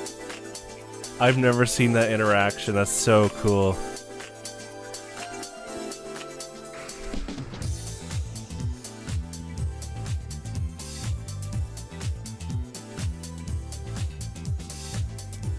I think there's some rage going on too. Alright, we'll see if we can finish that Pokemon game after this map is done.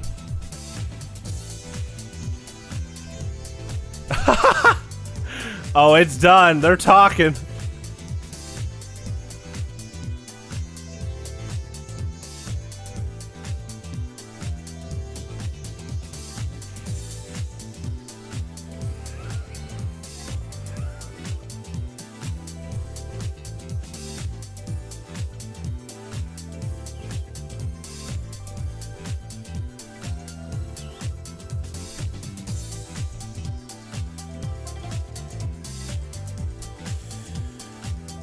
Okay.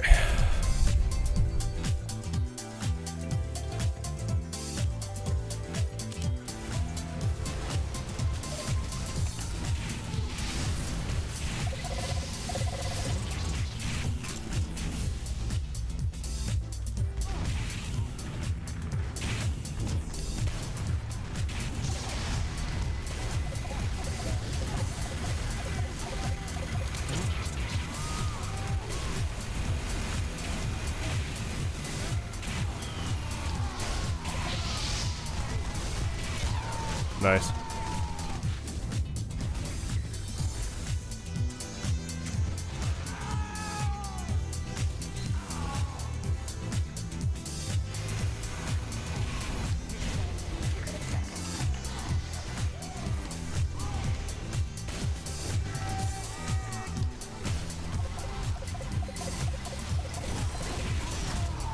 Good kill.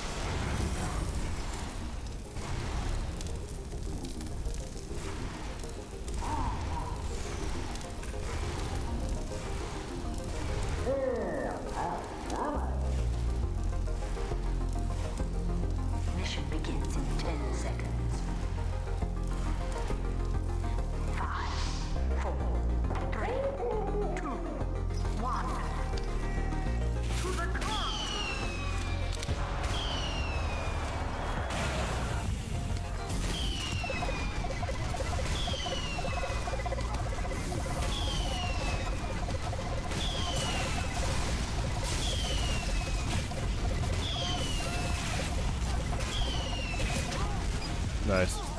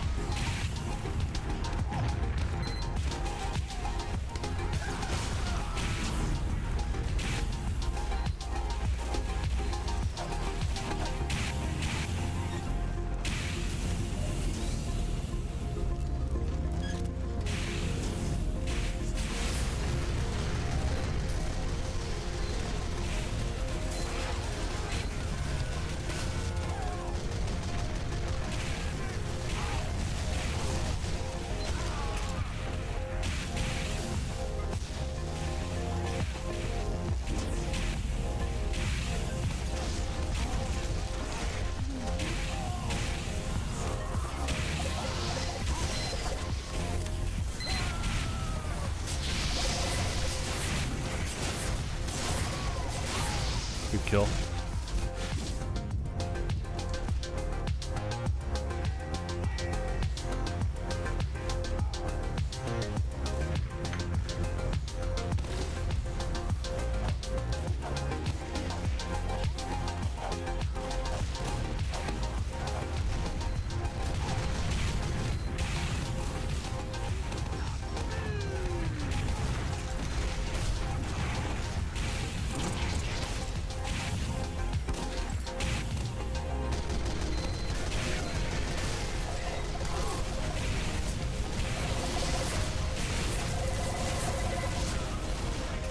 Nice.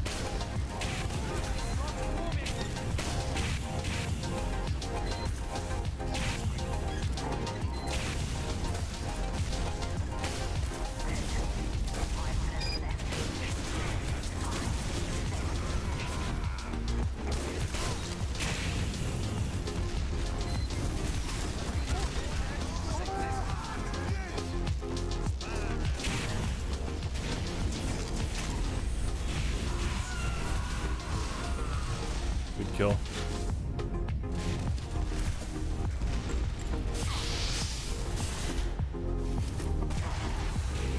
Killed our medic too, that's really good. Good trap.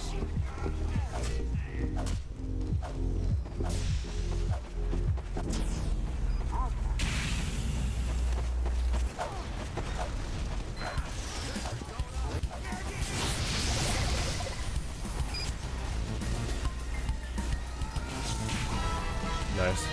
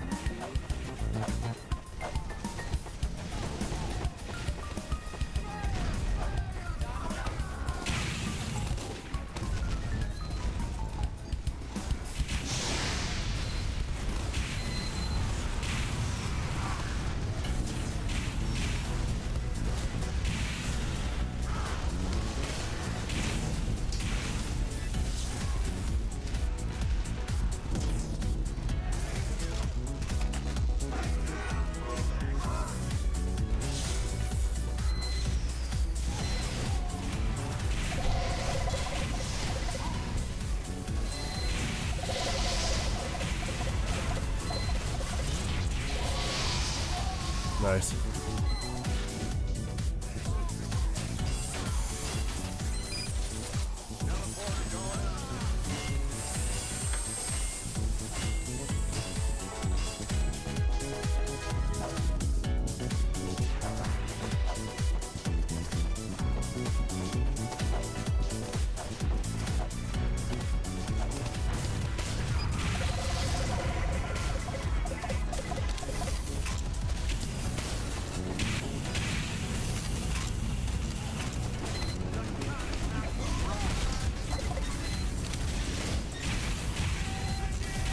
Too tired? You're not a coffee drinker quick? Tea? Monster?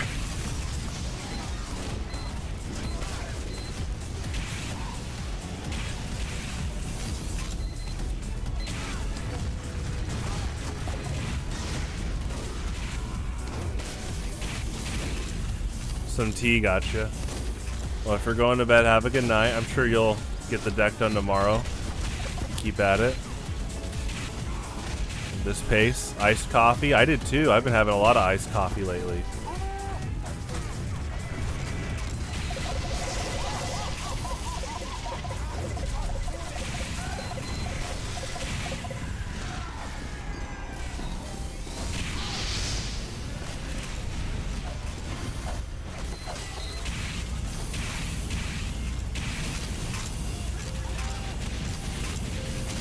This is your first iced coffee? Where'd you get it from?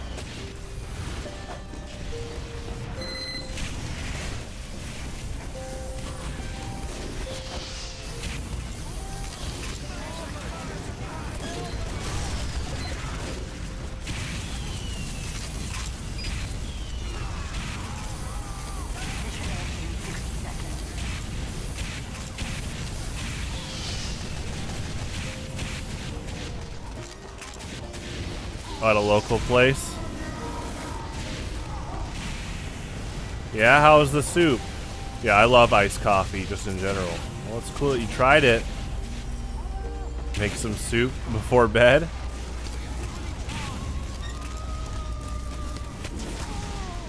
Could always have it tomorrow too.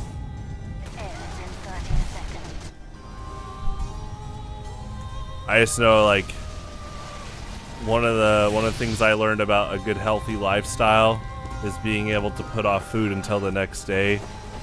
Like if you eat like right before bed, sometimes your body is like, oh, you want more food, okay. But you know, this is just with fasting. But with my fasting, like if I go to bed without eating, I have dinner around like 5-ish. Until my body starts like really using that energy when it goes to bed. You oh, you watched the full video? Uncle Sweet Share's Magic Shop. That's a good one. It's a really good music video. Yeah, Uncle Sweet Share's Workshop.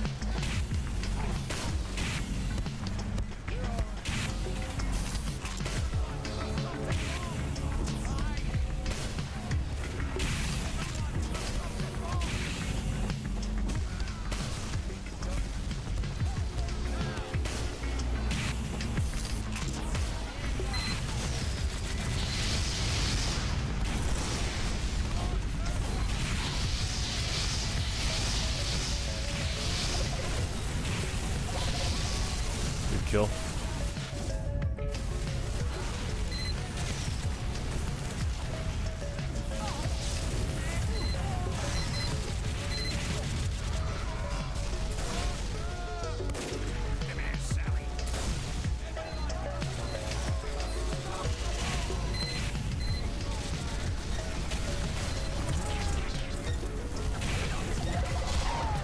Nice.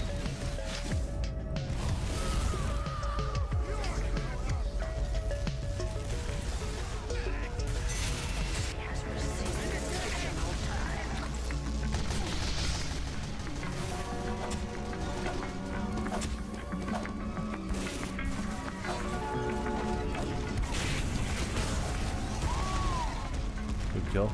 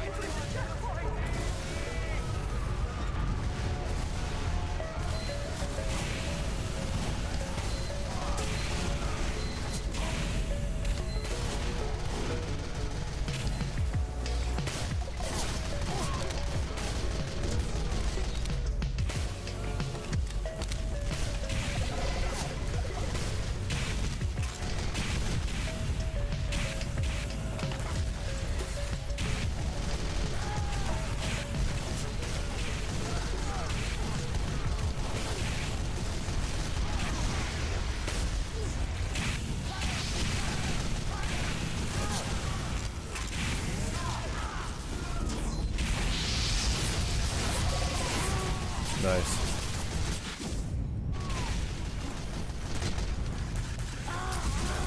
I love that. The way they look that. I love the way that Tommy Slob looks.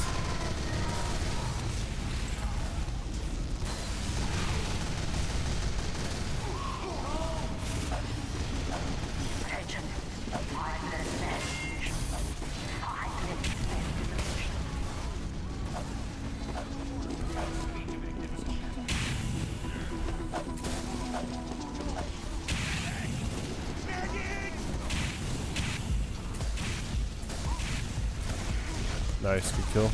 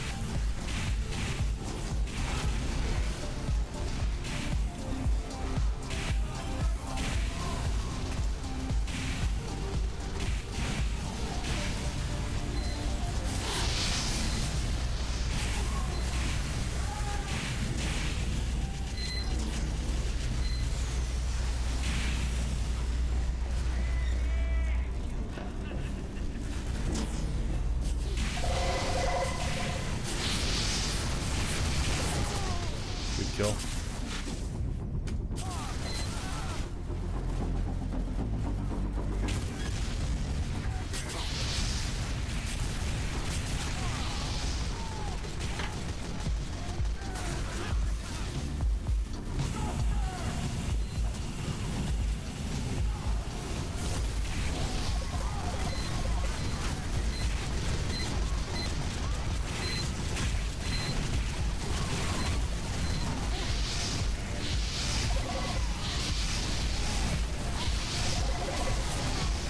Kill.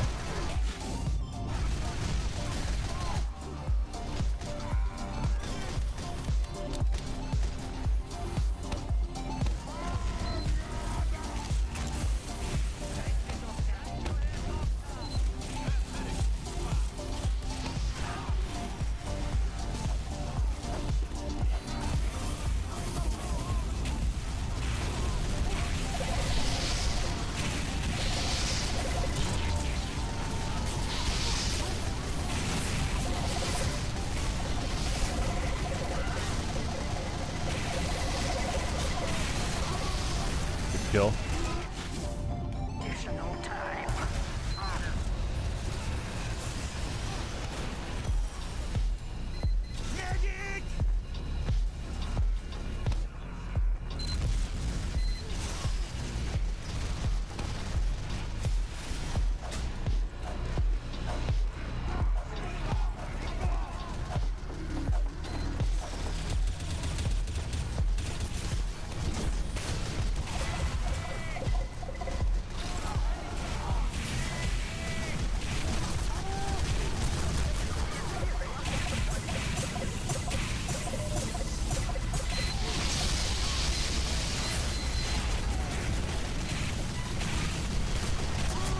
Nice, good kill.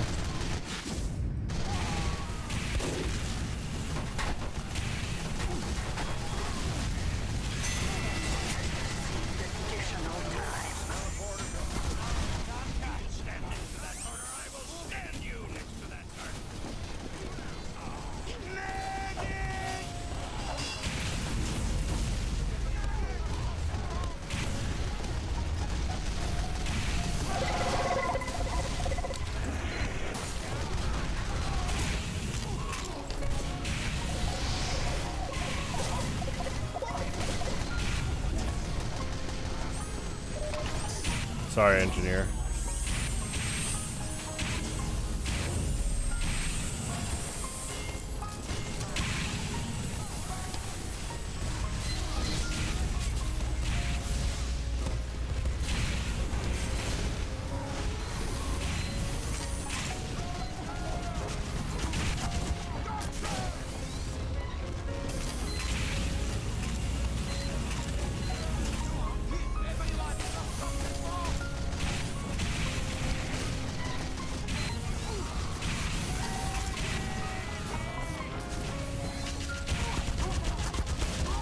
Good sentry spot.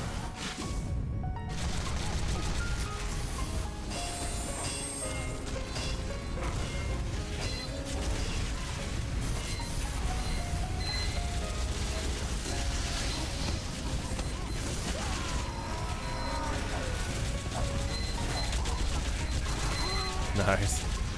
Good kill.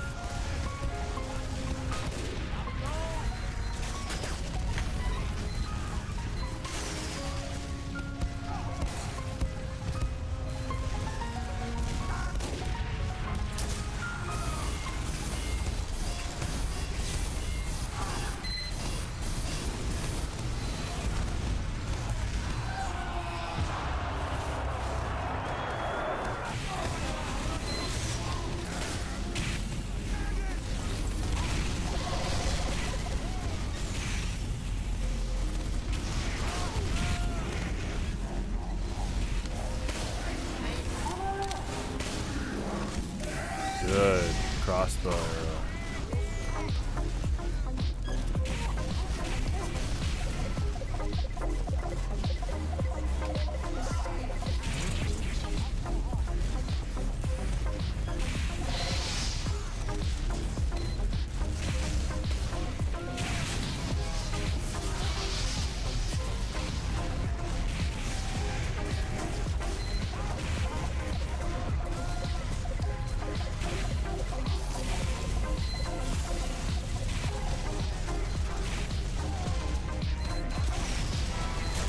Nice.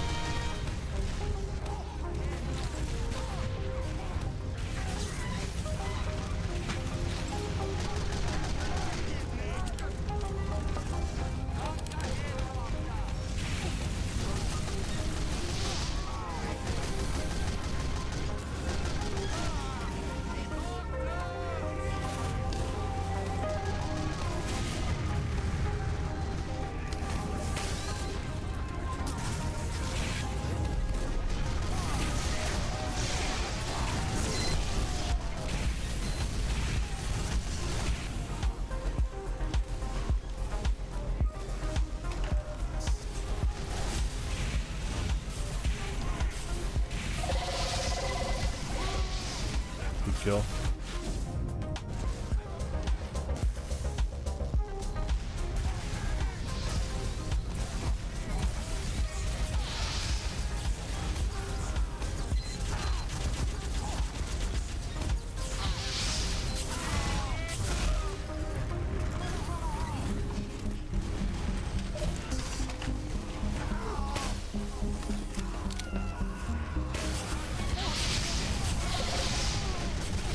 kill.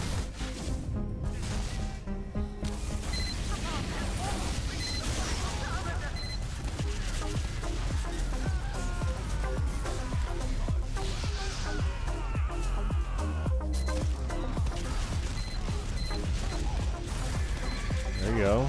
Good defense. Good offense. Alright, one more.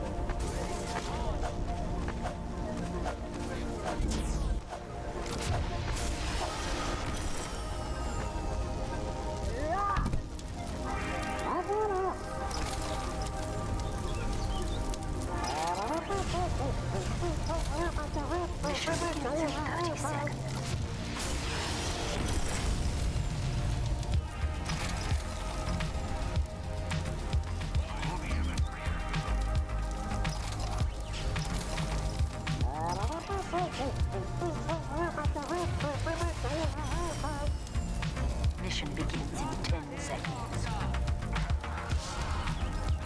5, 4, 3, 2, 1. Defend our car.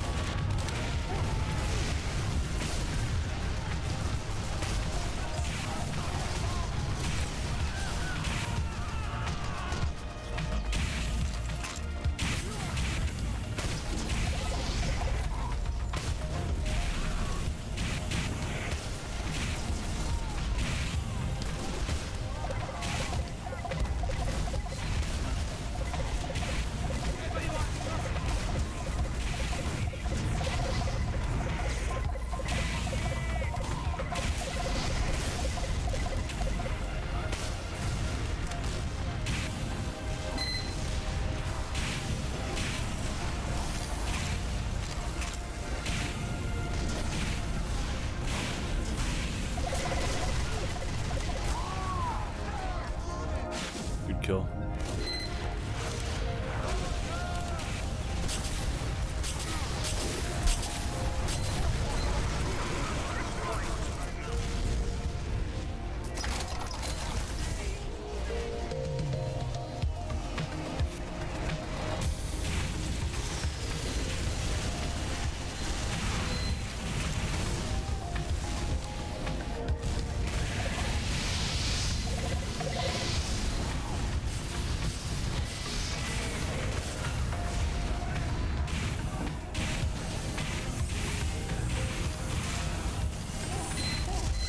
Nice.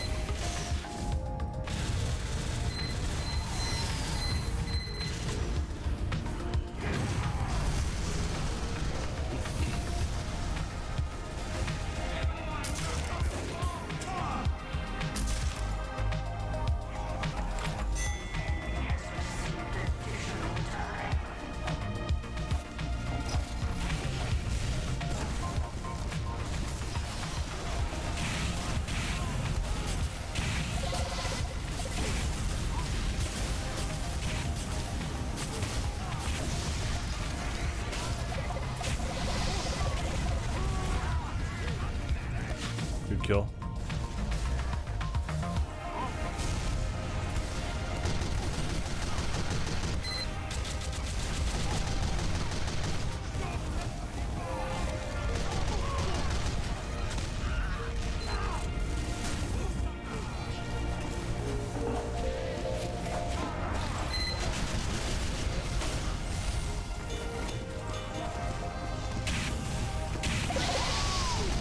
Nice.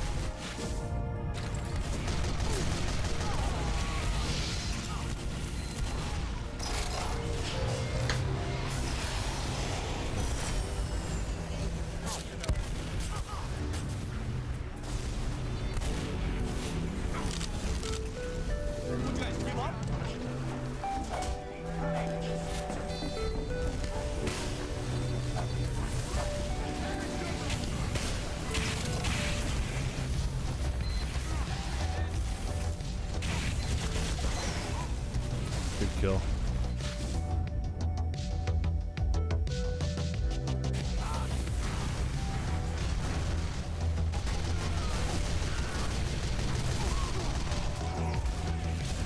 Good kills by that heavy. Good kills by that soldier.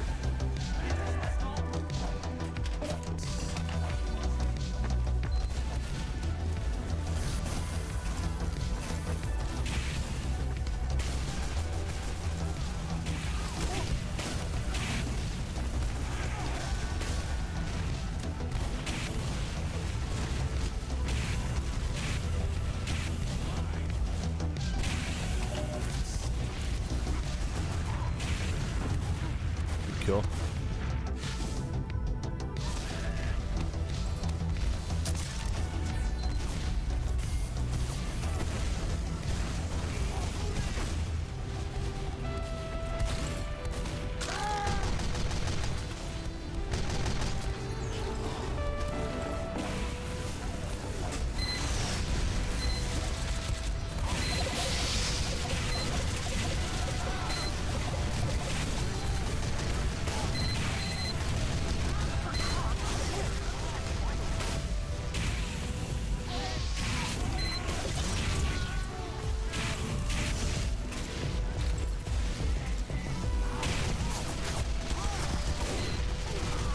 Kill.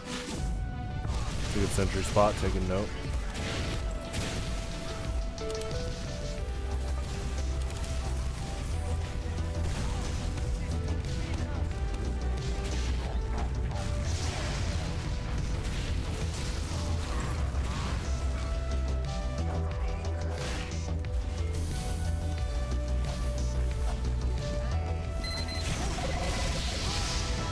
Nice.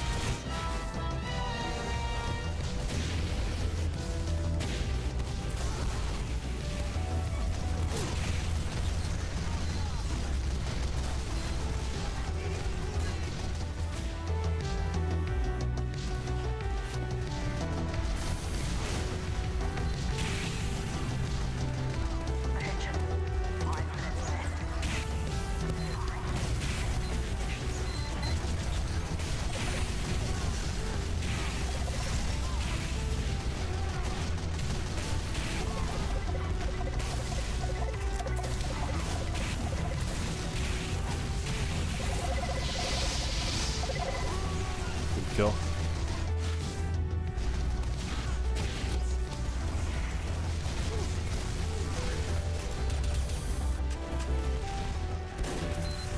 I love this map so much. It's a lot of fun and the designs are just great in general.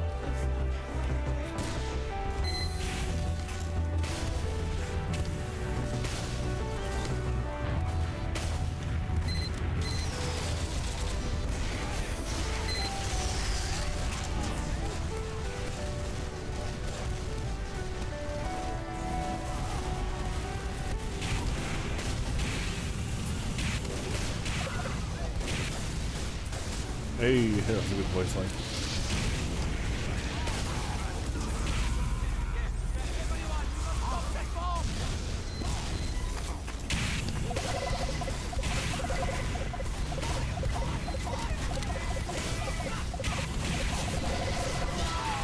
Good kill.